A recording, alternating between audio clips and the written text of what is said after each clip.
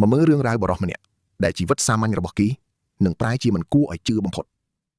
ปรำใบชนำหอยได้ลีจุนโฮจะเจงปีตเนียกีเก้าอีกีจีนิกมันแม่นปลุกแต่เกสหลังกางเงียไปตีคือกรอนตายมันจ้องประหยัดตึกเตียเนื้อตีนุเมียนตายบรรทุกตัวเตสอาดหนึ่งตู้ตะเกาะได้เมียนตายตักดอกกูจูมวยกำปองเพลย์ดอตรเจาะสงบสงันหนึ่งคลันอาหารบ่มโปงพี่เจงปีหางกบายนุบ้านตัวสวากุมเกชมาเราบ้านเนี่ยจัดคางจวนก้าวหมกก้าวทวีบรรทุกเกลิงเกบังอองเหมือนติ้งคือจ้องโจลตรกไอ้ยำเชงกลาได้แต่บรรทบมุกก็กระเล็กมือนิลิกาได้ระบอกล้วนมองมาเพย์ใบ30 ปีเนี่ยตีหายเกก็สำหรับจัดตลอดเติบเติบวิ่งเพลย์โตกบายสถานีรถเพลิงกรองได้อิลจิโร่ปัจเจียงงดนังสวมพเนกสำหรับกีนะปรำใบชนะหมกหอยเดลกีดาวกัดเพลย์กัดมวยรอยแมตนี่วิจูจำเริญปีบันใบเนี่ยตีแต่กีใบจีหมกโชว์ในหมกเจาะโจลโดยมันประหยัดโจลตัววิ่งรวมไปนุมนุษย์ปีนี้บานเล็กหมกเจงปีกรอยทุ่งสำรามชวนโฮบรรจุจึงรุ่ยปีนัดมือสถานการณ์อย่างเราห้าบ่มพอดขนมเนียมจีเนี่ยทัวร์กาจะมวยลุยกัดเนี่ยเราไต่ออกระยะเปลประมาณฉน้ำเกย์แจ็คแกนันนี่ฮานิเพย์โดยสวายประวัติกำบัดปีดาวขนมได้ปูเวียเกย์ดังชิบะทับเพลิงนี่ขมิ้นกามราสวัสดิ์เพียบเตะโปรเกย์ทลบลุยใช้มือเลงมาดองได้หดกระบบลุยเมามันเนี่ยขนมจำนองปูเวียได้มือเตอร์เนื้อเขมงหนึ่งเพย์ยัวได้บานใส่กุมเรียมเวียกรอนไตจีอารมณ์เชลชาวมวยเปลมันแมนจีอาจีบเตะจนโฮดอกกระบบลุยจิงหมกยืดตามสมรูลเกย์ทลบอันถ่าการทัวร์จลนาบังคอมไอทัวร์ไอปุเจ้ามีนปฏิกรรมกันแต่ครั้งปุเวียบนโตตียกโทรศัพท์หนึ่งนี่เลยการใดแทนเตียนนี่เลยการนี้คือเจียกระโดขบกำเนิดอายุดับประมูลชนำได้มาได้กี่บานติงเอาเวียมีนดำไหลมันเสือไหลเตะแต่เวียมีนในบำพดสำหรับกีมีนแต่เป็นหนึ่งเองกีนี่เย่ดาวสำเลียงสงบสงัดบำพดเจ้ามันเนี่ยบานใช้กับบุกลุยรีไอมันเนี่ยเตี้ยสำลังมือมุกเก้โดยใส่พนักได้กีมันจูดจัดต้อนแต่สอปุเวียบารอมเรื่องกีเคยมุก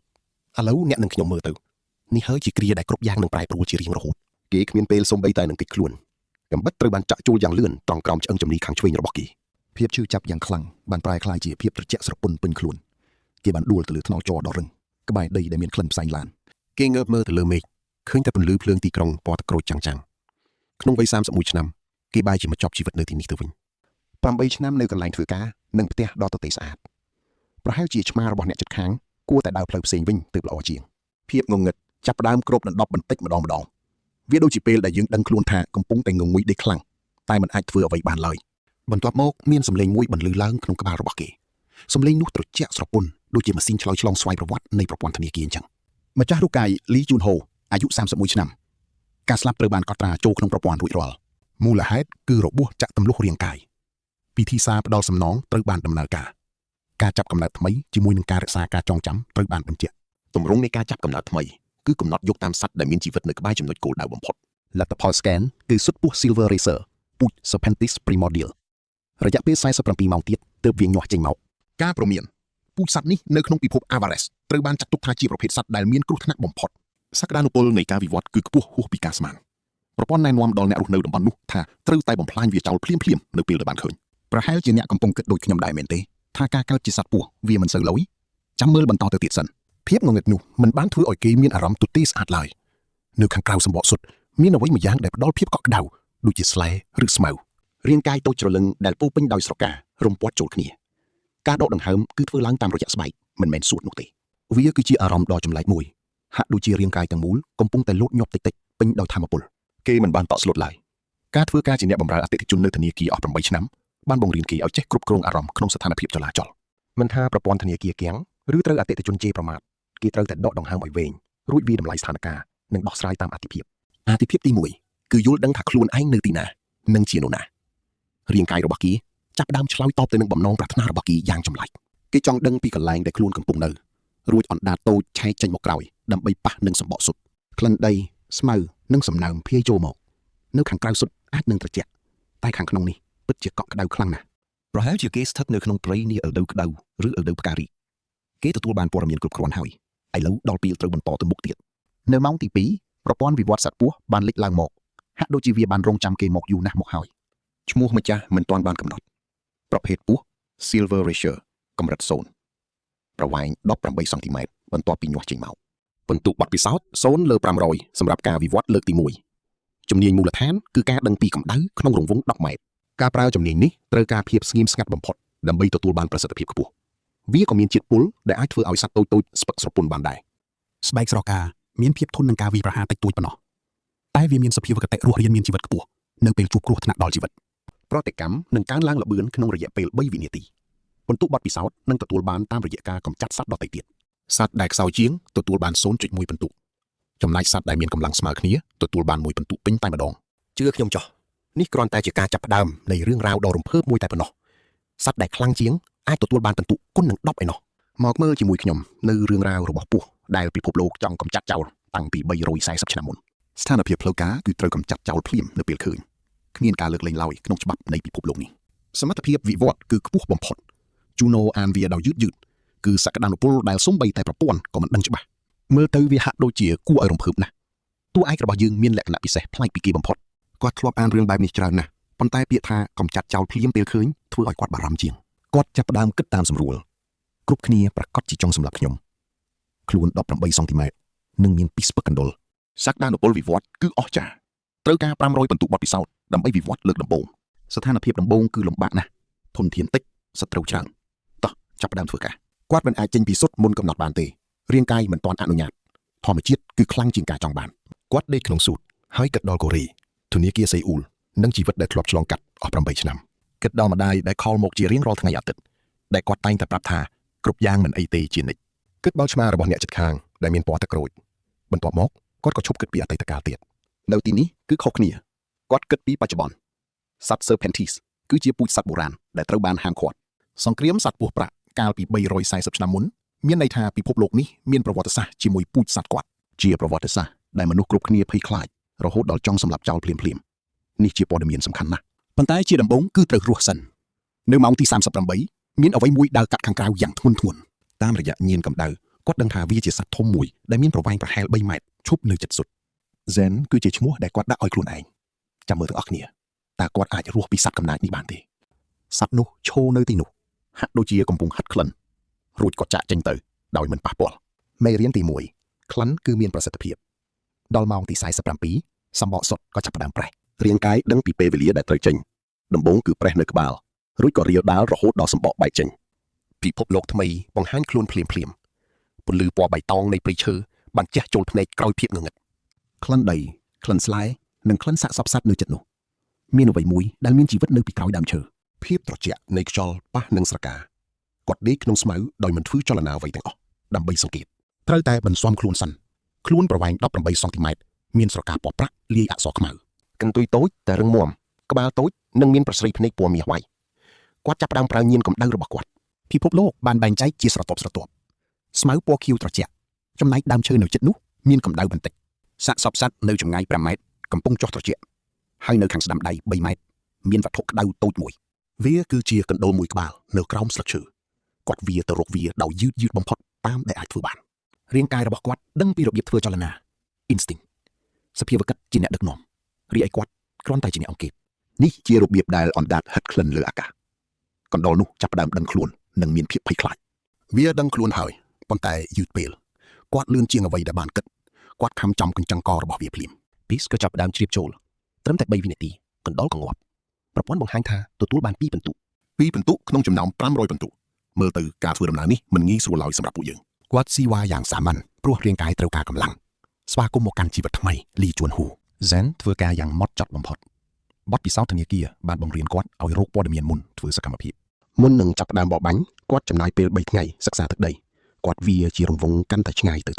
តាមរយៈញៀនកម្ដៅគាត់ដឹងថាអ្វីជាចំណីនិងអ្វីជាសត្រូវដែលត្រូវជៀសវាងឲ្យឆ្ងាយគាត់បានបង្កើតផែនទីក្នុងខួរក្បាលរបស់គាត់ដឹងពីរបៀបរៀបចំទិន្នន័យបានយ៉ាងល្អប្រភពទឹកនៅទិសខាងកើត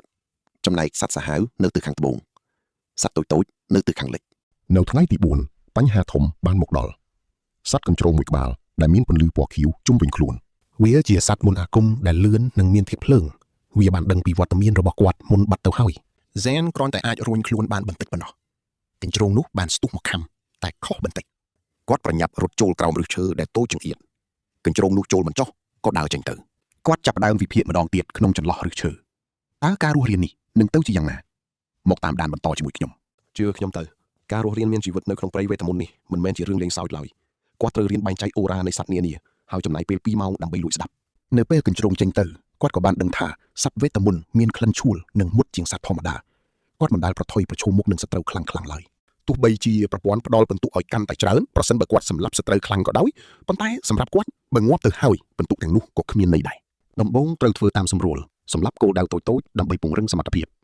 គាត់ធ្វើការយ៉ាងម៉ត់ចត់បំផុតដើម្បីធានាសុវត្ថិភាពនិងភាពជោគជ័យរបស់ខ្លួនឯងពួកកណ្ដុរគឺងាយស្រួលតែវាលឿនគាត់ត្រូវរៀនលាក់ខ្លួនក្នុងព្រៃរាប់ម៉ោងដោយមិនកម្រើកសូម្បីតែបន្តិចដើម្បីរងចាំឱកាសវាយឆ្មក់ដ៏ល្អបំផុតជាមួយនឹងស្រកាពណ៌ប្រាក់លាក់ខ្លួនក្នុងកំពតព្រៃងងឹតគាត់ស្ទើរតែមើលមិនឃើញទាល់តែសោះប្រសិនបើមិនមានចលនាវាជាបច្ចេកទេសលាក់ខ្លួនដ៏អស្ចារ្យការនៅស្ងៀមគឺជាទម្រង់នៃភាពមើលមិនឃើញនេះគឺជាជំនាញពីជីវិតមុនដែលគាត់អាចធ្វើខ្លួនឲ្យគ្មានអ្នកណាចាប់អារម្មណ៍ទាល់តែសោះដូចជាបុគ្គលិកធនាគារដែលអតិថិជនមិនដែលចាំមុខហើយថ្នាក់លើមិនដែលអើពើអស់រយៈពេល8ឆ្នាំឥឡូវនេះវាបានក្លាយជាជំនាញដ៏សំខាន់សម្រាប់គាត់ជំនាញនេះមានប្រយោជន៍នៅទីនេះជាងនៅធនាគារឆ្ងាយណាស់នៅថ្ងៃទី6គាត់បានឃើញវិញ្ញាណព្រៃតូចមួយដែលមានសរសៃអំបោះអេធឺហោះកាត់ដើមឈើវាមានទំហំប៉ុនកណ្ដាប់ដៃហើយហោះអណ្ដែតយ៉ាងទន់ភ្លន់តាមរយៈភ្នែកកម្ដៅគាត់ឃើញថាវាមានរចនាសម្ព័ន្ធប្លែកពីគេបំផុតវាមិនក្ដៅហើយក៏មិនត្រជាក់ប៉ុន្តែវាមានការលោតកន្ត្រាក់ជានិច្ច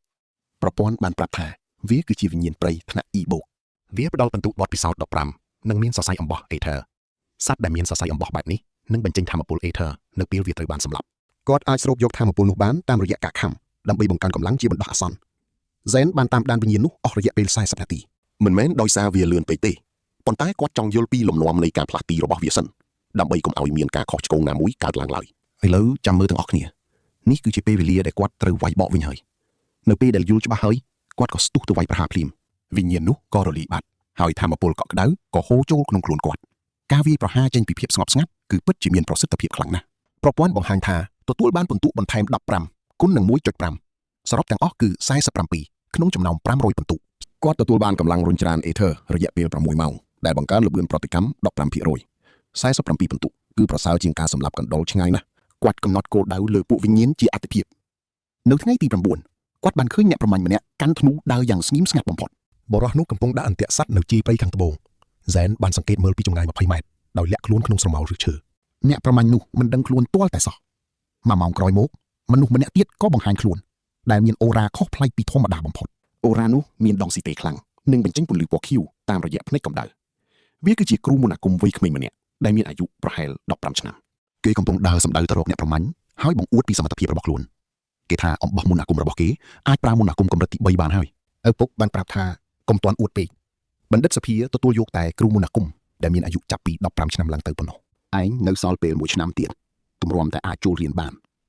បើឯងប្រឹងប្រើធម៌ពលខ្លាំងពេកវានឹងធ្វើឲ្យសរសៃអំបោះមន្តអាគមរបស់ឯងដាច់មិនខានឪពុកបានរំលឹកពីភូមិអនដែលមានក្មេងម្នាក់បានប្រើធម៌ពលលើសកម្រិតតាំងពីអាយុ13រហូតដល់មិនអាចប្រើមន្តអាគមបានទៀតឥឡូវនេះក្មេងនោះមិនអាចសូម្បីតែប្រើមន្តអាគមកម្រិតទី3ក្មេងជំទង់នោះក៏ស្ងាត់មាត់ហើយដើរតាមឪពុកទៅយ៉ាងលឿនមន្តអាគមជារឿងល្អតែសរសៃអំបោះវាមិនមែនជាដែកឡើយបើប្រើលើសកម្រិតវានឹងខូចខាត Zen ក៏ចាប់ផ្ដើមគិតពីចំណុចនេះគ្រូមន្តអាគមគឺកម្រណាស់ហើយប្រព័ន្ធរបស់ពួកគេគឺមានភាពយឺតយ៉ាវនិងតម្រូវឲ្យមានការបង្ហាត់បង្រៀនជាច្រើនឆ្នាំផ្ទុយទៅវិញប្រព័ន្ធរបស់គាត់គឺរហ័សនិងមានការវិវត្តខ្លាំងនៅថ្ងៃទី12គាត់បានសម្រេចចិត្តវាយប្រហារគោលដៅថ្នាក់ D-Dog ជាលើកដំបូងអ្នកទាំងអស់គ្នាប្រកាសជាគិតដូចខ្ញុំដែរហើយមែនទេប្រព័ន្ធរបស់គាត់ពិតជាមានប្រៀបជាងខ្លាំងណាស់គាត់ចាប់ផ្ដើមប្រមាញ់កញ្ជ្រោងព្រៃមួយក្បាលវាគ្មានមន្តអាគមទេតែវាមានទំហំប៉ុនឆ្កែតូចមួយគាត់បានចំណាយពេល2ថ្ងៃដើម្បីសិក្សាពីផ្លូវដើររបស់វាឲ្យច្បាស់លាស់វាដើរតាមផ្លូវដដែលទាំងព្រឹកនិងល្ងាចគាត់បានជ្រើសរើសទីតាំងចង្អៀតមួយនៅចន្លោះឫសឈើដើម្បីធ្វើជាកន្លែងវាយឆ្មក់គាត់បានត្រៀមខ្លួននៅលើមែកឈើខាងលើដើម្បីលោតទៅខំនៅពេលព្រឹកមកដល់គាត់ក៏ស្ទុះទៅខំកវាហើយបញ្ចេញពិសឲ្យអស់ពិសរបស់គាត់មិនបានធ្វើឲ្យវាងាប់ភ្លាមទេកញ្ជ្រោងនោះបានរើបំរាស់យ៉ាងខ្លាំងប៉ុន្តែគាត់មិនព្រមប្រឡែងចេញពីវាឡើយវាបានរមៀលខ្លួនសង្កត់លើរូបគាត់ប៉ុន្តែគាត់នៅតែខំជាប់រហូតដល់30វិនាទីទីបំផុតកញ្ជ្រោងនោះក៏អស់ខ្យល់ស្លាប់ស្ទុះស្ទឹងប្រព័ន្ធបានប្រកាសថាគាត់ទទួលបានពិន្ទុមូលដ្ឋាន30គុណនឹង2សរុបទាំងអស់គឺបន្ថែម60ពិន្ទុក្នុងពេលតែមួយឥឡូវនេះគាត់មាន142ពិន្ទុហើយ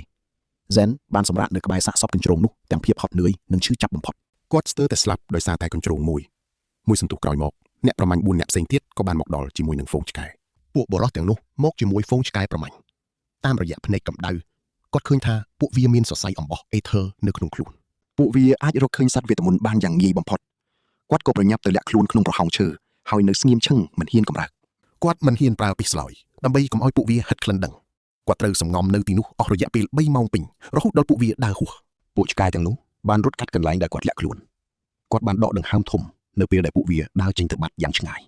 ការរស់រានមានជីវិតនៅក្នុងព្រៃនេះគឺកាន់តែពិបាកទៅហើយគាត់ដឹងថាគាត់ត្រូវការកម្លាំងខ្លាំងជាងនេះដើម្បីការពារជីវិតរបស់ខ្លួនជឿខ្ញុំទៅ នេះគ្រាន់តែជាការចាប់ផ្ដើមនៃរឿងដ៏រំភើបនេះប៉ុណ្ណោះកុំភ្លេចតាមដានជាមួយខ្ញុំនៅភាគបន្តទៀតណាធានាថានឹងកាន់តែជក់ចិត្តតោះអ្នកទាំងអស់គ្នាមកមើលរឿងរ៉ាវនៃការរស់រានដ៏តឹងតែងបំផុតជាមួយខ្ញុំក្នុងពិភពដ៏គ្រោះថ្នាក់មួយនេះព្រានព្រៃម្នាក់ឈប់ហាត់ក្លិនរួចសម្លឹងមើលមករកសេនគេមិនហ៊ានសំបីតែដកដង្ហើមនៅពេលព្រាននោះចេញទៅបាត់គេក៏ចាប់ផ្ដើមគិតយ៉ាងយូរពួកវាមានឆ្កែប្រមាញ់មានន័យថាមិនយូរទេពួកវានឹងរកខ្ញុំឃើញជាមិនខានគេត្រូវតែបដូរទីតាំងឬធ្វើខ្លួនឲ្យគេមើលមិនឃើញរាល់ឧបសគ្គគឺជាកិច្ចការហើយរាល់កិច្ចការតែងតែមានដំណោះស្រាយជានិច្ចចូលដល់ថ្ងៃទី38គេបានសម្លាប់សត្វកណ្ដូលចំនួន47ក្បាលសត្វស្លាប16ក្បាលវិញ្ញាណព្រៃកម្រិតទាប8ក្បាលនិងកញ្ជ្រោង4ក្បាលរួមទាំងកូនចចកព្រៃកម្រិតស៊ូ1ក្បាលដែលវង្វេងចូលមកក្នុងទឹកដីរបស់គេការប្រមាញ់កូនចចកនេះគឺជាកិច្ចការដែលពិបាកបំផុតសម្រាប់ស៊ីនគេតាមប្រមាញ់វាអស់រយៈពេល4ថ្ងៃដើម្បីសិក្សានិងរងចាំឱកាសនៅពេលដែលវាជាប់ផុងក្នុងជ្រោះបន្ទាប់ពីភ្លៀងធ្លាក់គេក៏សម្រេចចិត្តវាយប្រហារភ្លាមទោះបីជាជាប់ផុងក៏ដោយក៏កូនចចកនោះស្ទើរតែសម្លាប់គេទៅហើយក្រញ៉ាំរបស់វាបានកោសស្រកាគេដាច់អស់ជាច្រើនកន្លែងវាពិតជាឈឺចាប់ខ្លាំងណាស់ប៉ុន្តែពឹសរបស់គេបានចាប់ផ្ដើមធ្វើការបន្ទុកបទពិសោធន៍ឡើងដល់503នៅយប់នោះឯងប្រព័ន្ធ system ក៏បានបង្ហាញខ្លួនឡើងដើម្បីឲ្យគេធ្វើការវិវត្តខ្លួនជាលើកដំបូងការវិវត្តមាន3ជម្រើសផ្លូវទី1គឺអ្នកសម្លាប់ដែលបង្កើនកម្លាំងកាយសម្ពុតល្បឿនគុណនឹង3និងបង្កើនទំហំខ្លួនឲ្យធំជាងមុន2ដងថែមទាំងទទួលបានជំនាញពិសេសសម្រាប់សរសៃប្រសាទដែលអាចសម្លាប់សត្វដែលមានកម្រិតរហូតដល់ D បានយ៉ាងងាយស្រួលបំផុតយកចិត្តទុកដាក់ឲ្យមែនតែនព្រោះជម្រើសនៅត្រង់នេះហើយដែលនឹងផ្លាស់ប្ដូរជីវិតរបស់គេទាំងស្រុងជំនាញថ្មីគឺការស្ទុះវាយប្រហារក្នុងចម្ងាយ3ម៉ែត្រភ្លាមៗផ្លូវទី2គឺការបង្កើនប្រាជ្ញានិងសមត្ថភាពខួរក្បាលឡើងដល់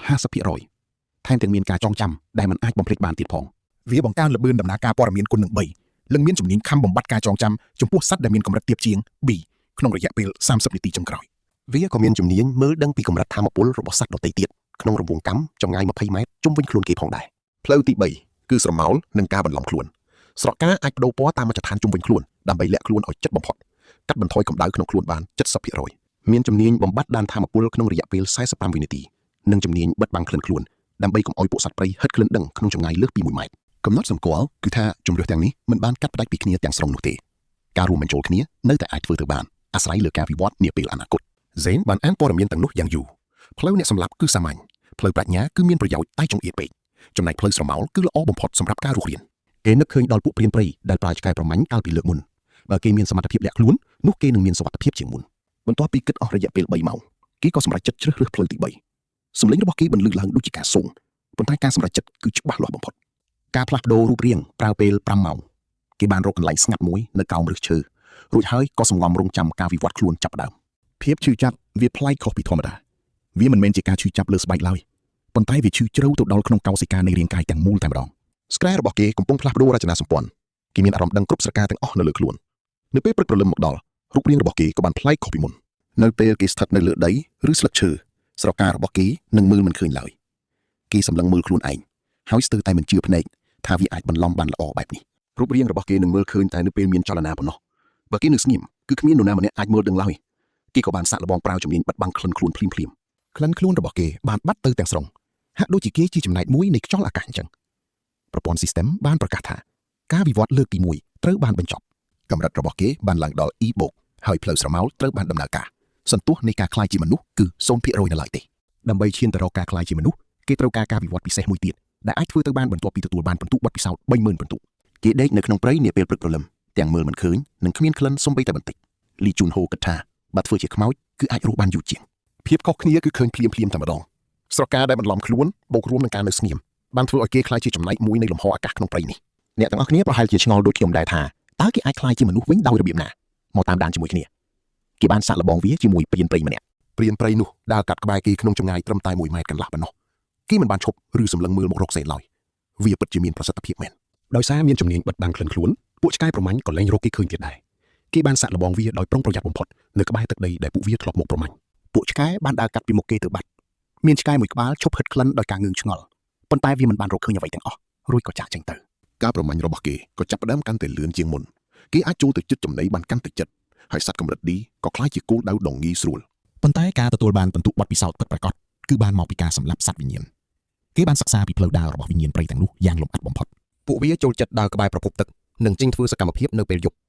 ការប្រមាញ់ពួកវាគឺកាន់តែងាយស្រួលដោយសារគេមានជំនាញបំបត្តិដានថាមពលពួកវិញ្ញាណមិនអាចដឹងពីវត្តមានរបស់គេឡើយព្រោះគេមើលទៅដូចជាសត្វធម្មតាម្នាក់សម្រាប់ពួកវាក្នុងខែទី គេសម្លាប់វិញ្ញាណបាន18ក្បាលវិញ្ញាណដើមឈើកម្រិត C ដែលខ្លាំងជាងគេបានផ្ដល់បន្ទុកបទពិសោធន៍ឲ្យគេរហូតដល់120បន្ទុក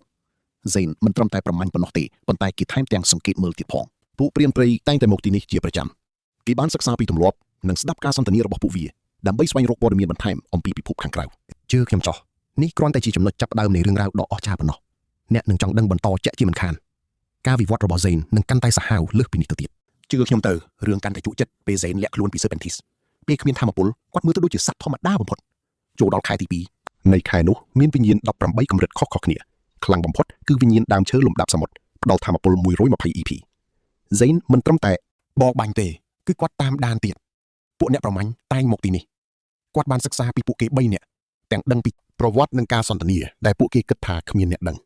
ចាំមើលណា Zane កំពុងប្រមូលព័ត៌មានសំខាន់ៗពីការជជែកគ្នាទាំងនោះស្វាគមន៍មកកាន់ពិភពថ្មីអ្នកទាំងអស់គ្នាចូលមកតាមដានដំណើរផ្សងព្រេងក្នុងអាណាចក្រ Alvarez ជាមួយខ្ញុំទាំងអស់គ្នាអ្នកផ្សងព្រេងប្រមាញ់បិសាចដើម្បីដណ្ដើមសញ្ញាសម្គាល់ចំណែកពួកមេធ្មប់វិញត្រូវបានគេគោរពយ៉ាងខ្លាំងបិសាចត្រូវបានបែងចែកពីថ្នាក់ E ដល់ថ្នាក់ S តែមានថ្នាក់មួយទៀតដែលលើសពីការកំណត់នោះគឺពួកបុរាណ Serpentis គឺស្ថិតក្នុងថ្នាក់ B បូកតែអាចឡើងដល់ថ្នាក់ S បានយ៉ាងងាយនេះហើយជាមូលហេតុដែលគ្រប់គ្នាភ័យខ្លាច Zane បានលួចស្ដាប់រាល់ការសន្ទនាទាំងនោះហើយកត់ត្រាទុកក្នុងខួរក្បាលរបស់គេ Ritiani Velda សមាគមអ្នកផ្សងព្រេងនិងប្រព័ន្ធចំណាត់ថ្នាក់បើចង់រស់នៅជាមួយមនុស្សគេត្រូវតែមានឋានៈឈ្មោះនិងប្រវត្តិរូបមិនមែនប្រវត្តិរូបពិតប្រាកដទេគឺប្រវត្តិរូបដែលគួរឲ្យជឿជាក់បានដើម្បីធ្វើបែបនោះគេត្រូវការរូបរាងដូចជាមនុស្សជាមុនសិនគេត្រូវការ30,000 EP និងការវិវត្តពិសេសតោះចាប់ផ្ដើមធ្វើការ Zane បានលួចសង្កេតមើលអ្នកប្រមាញ់និងកូនប្រុសរបស់គាត់ម្ដងទៀត Zane សំងំនៅក្បែរនោះដើម្បីស្ដាប់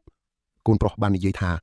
មានគេឃើញសត្វ Serpentis នៅផ្នែកខាងជើងនៃភូមិពួកគេថាអ្នកប្រមាញ់ពីសមាគមប្រាក់កំពុងមកទីនេះក្នុងព្រៃចិត្ត Kavin រយៈពេល3ថ្ងៃទៀតពួកគេនឹងមកដល់ Zane ក៏សម្គាល់ភ្លាមមានន័យថាអ្វីដែលពួកគេឃើញមិនមែនជាគេទេឬក៏ពួកគេកំណត់ទិសដៅខុសបាត់ទៅហើយតើ Serpentis គ្រោះថ្នាក់ខ្លាំងទេបាទកូនប្រុសសួរខ្ញុំធ្លាប់អានថាពួកវាអាចនិយាយបានទៀតផងនិយាយអីអ្នកប្រមាញ់សើចនោះសម្រាប់តែពួកចាស់ប៉ុណ្ណោះកូនក្មេងគ្រាន់តែជាពស់ធម្មតាតែពឹសរបស់វាសូម្បីតែថ្នាំធម្មតាក៏មើលមិនជាដែរប៉ុន្តែចំណុចសំខាន់មិនមែននៅលើពឹសនោះទេចោះជាអ្វីទៅវាគឺជាសក្តានុពលសំឡេងអ្នកប្រមាញ់ប្រែជាមើងម៉ាត់ជាងមុនពួកវាវិវត្តលឿននិងមិនអាចស្មានដឹងកាលពី100ឆ្នាំមុនគេធ្លាប់ទុកជីវិតឲ្យកូនពស់តូចមួយដើម្បីតែការសង្កេតមើលប៉ុណ្ណោះតែត្រឹមតែ1ឆ្នាំក្រោយមក Serpentis នោះបានកំទេចភូមិអស់ដល់ទៅ3ពិតមែនទេរឿងនេះមានកត់ត្រាក្នុងបណ្ណសារសមាគមឥឡូវអ្នកទាំងអស់គ្នាត្រៀមចាំមើលនេះជាច្បាប់ដាច់ខាតបើឃើញវាភ្លាមត្រូវតែសម្លាប់វាចោលភ្លាមកុំទុកឲ្យវានៅរស់កុំខ្វល់ថាវាត្រឹមតែជាកូនពស់តូចកុំរងចាំរហូតដល់វាធំធាត់ឲ្យសោះកូនប្រុសងក់ក្បាលយល់ព្រមតាមសម្ដីឪពុកហើយរឿងមួយទៀតអ្នកប្រមាញ់បន្ថែមពួកវាឆ្លាតណាស់ឆ្លាតជាងសត្វព្រៃធម្មតាឆ្ងាយណាស់ដូច្នេះកុំសង្ឃឹមថាអាចស៊ីខ្សែលើពួកវាបានឲ្យសោះឆ្លាតជាងសត្វធម្មតា Zane គិតក្នុងចិត្តនេះគ្រាន់តែជាការវាយតម្លៃទាបប៉ុណ្ណោះពេលពួកគេចាក់ចេញទៅគេក៏ចាប់ផ្ដើមរៀបផែនការពួកអ្នកប្រមាញ់សមាគមចិត្តមកដល់ហើយបើពួកគេមកត្រង់មកព្រៃនេះពួកគេនឹងមកដល់ក្នុងរយៈពេល1ឬ2អាទិត្យទៀតដល់ពេលត្រូវបដូរទឹកដីនិងប្រមូល EP ឲ្យបានលឿនជាងមុនហើយថ្ងៃទី70 Zane បានផ្លាស់ទីទៅទិសខាងជើងឆ្ពោះទៅកាន់តំបន់ភ្នំទីនោះមានសត្វបិសាចថ្មីដែលខ្លាំងនិងកាចសាហាវជាងមុនថ្នាក់ C គឺជាកម្រិតធម្មតានៅទីនេះហើយមានថ្នាក់ B មួយចំនួននៅក្បែររូងភ្នំគេចាប់ផ្ដើមប្រមាញ់ដោយប្រើខួរក្បាលគេមិនវាយប្រហារសត្វថ្នាក់ B ដកដោយផ្ទាល់ទេគេបានសិក្សាពីចំណុចខ្សោយរបស់ខ្លាឃុំភ្នំដែលមានមន្តអាគមដីតែវាមានចលនាយឺតយ៉ាវ Zane ចំណាយពេល2ថ្ងៃជីករណ្ដៅនៅក្រោមផ្លូវដែលខ្លាឃ្នុំនោះដើរកាត់រួចក៏ដេញវាឲ្យចូលទៅក្នុងអន្ទាក់ដែលរៀបទុកគេបានវាយប្រហារចំចំណុចខ្សោយនៅខាងក្រោយត្រចៀករបស់វាទទួលបាន EP 320គុណនឹង8ដងនៅថ្ងៃទី70គេទទួលបាន EP សរុប 30,000 ពិន្ទុជំរឿសវិវត្តជាមនុស្សត្រូវបានបើកឲ្យដំណើរការហើយជំរឿសទី1គឺស្រមោលពង្រឹងបន្ថែមរយៈពេលប្រើប្រាស់ថាមពលអេធើ2ដងនិងសមត្ថភាពលាក់ក្លិនជាអចិន្ត្រៃយ៍ជំនាញថ្មីដំណើរស្រមោលបង្កើនល្បឿន4ដងក្នុងពេលកំពុងបន្លំខ្លួនចំណែកជំរឿសទី2គឺពិសស្រមោលពិសស្រាប់ត្រូវបានអាប់ដេតថ្មីបន្ថែមជាតិពុលបំផ្លាញប្រព័ន្ធប្រសាទនិងខ្សែស្រឡាយងងឹតដែលចាស់ឥទ្ធិពលដល់ថាមពលអេធើរបស់សត្រូវវាអាចកាត់ផ្ដាច់ចរន្តមន្តអាគមបានពួកមេធ្មប់នឹងបាត់បង់សមត្ថភាពប្រើមន្តអាគមក្នុងរយៈពេលពី1ទៅ3ម៉ោងតែចូលមកមើលជំរឿសពិសេសនេះវិញគឺការប្រែកាយជាមនុស្សពាក់កណ្ដាលវាអាចបដូររូបរាងទៅមកក្នុងរយៈពេល90វិនាទីដងខ្លួននិងដៃប្រែជាមនុស្សមុខមាត់ក៏ស្ទើរតែដូចមនុស្សទាំងស្រុងតែនៅមានស្រកានៅលើកនិងស្មាខ្លះៗភ្នែកអាចបញ្ជាបានតាមចិត្តចំណែកបំពង់សម្លេងក៏ដំណើរការបានល្អសន្ទុះរូបរាងមនុស្សឡើងដល់ 22% ជំនាញថ្មីរូបកាយទ្វេមិនថាស្ថិតក្នុងរូបរាងណាក៏ដោយរាល់ជំនាញពីមុនទាំងអស់គឺនៅរក្សាទុកដដែលចំណុចខ្សោយគឺរូបរាងមនុស្សមិនស្ថិតស្ថេរនៅពេលមានអារម្មណ៍ខ្លាំងពេក ស្រកានិងប្រស្រ័យភ្នែកអាចនឹងលេចចេញមកក្រៅ Zen មិនបង្អង់យូរឡើយគេជ្រើសរើសយកការខ្លាយជាមនុស្សមានសម្លេងមានដៃនិងមានមុខមាត់ដល់ពេលចូលទៅកាន់ពិភពលោកហើយការផ្លាស់ប្ដូរប្រើពេល8ម៉ោងគេបានចូលទៅក្នុងរូងភ្នំជ្រៅមួយវាគឺជាការឈឺចាប់ដែលមិនអាចពណ៌នាបានឡើយ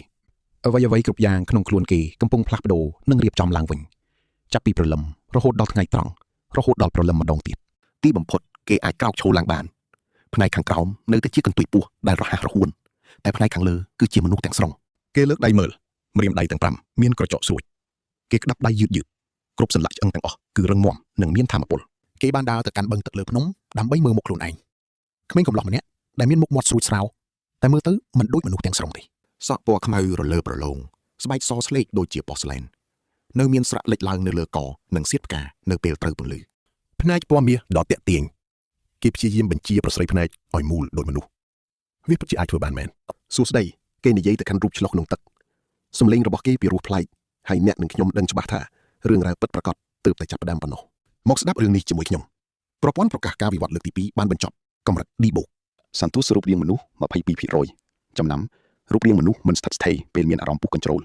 ប្រស្រីភ្នែកអាចប្រែជាបញ្ឈរដោយឯងគ្រប់គ្រងវាឈ្មោះម្ចាស់សេនបានកត់ត្រាសេនសម្លឹងមើលរូបឆ្លុះរបស់ខ្លួនសេននឹកដល់លីជុនហ៊ូអាយុ31ឆ្នាំ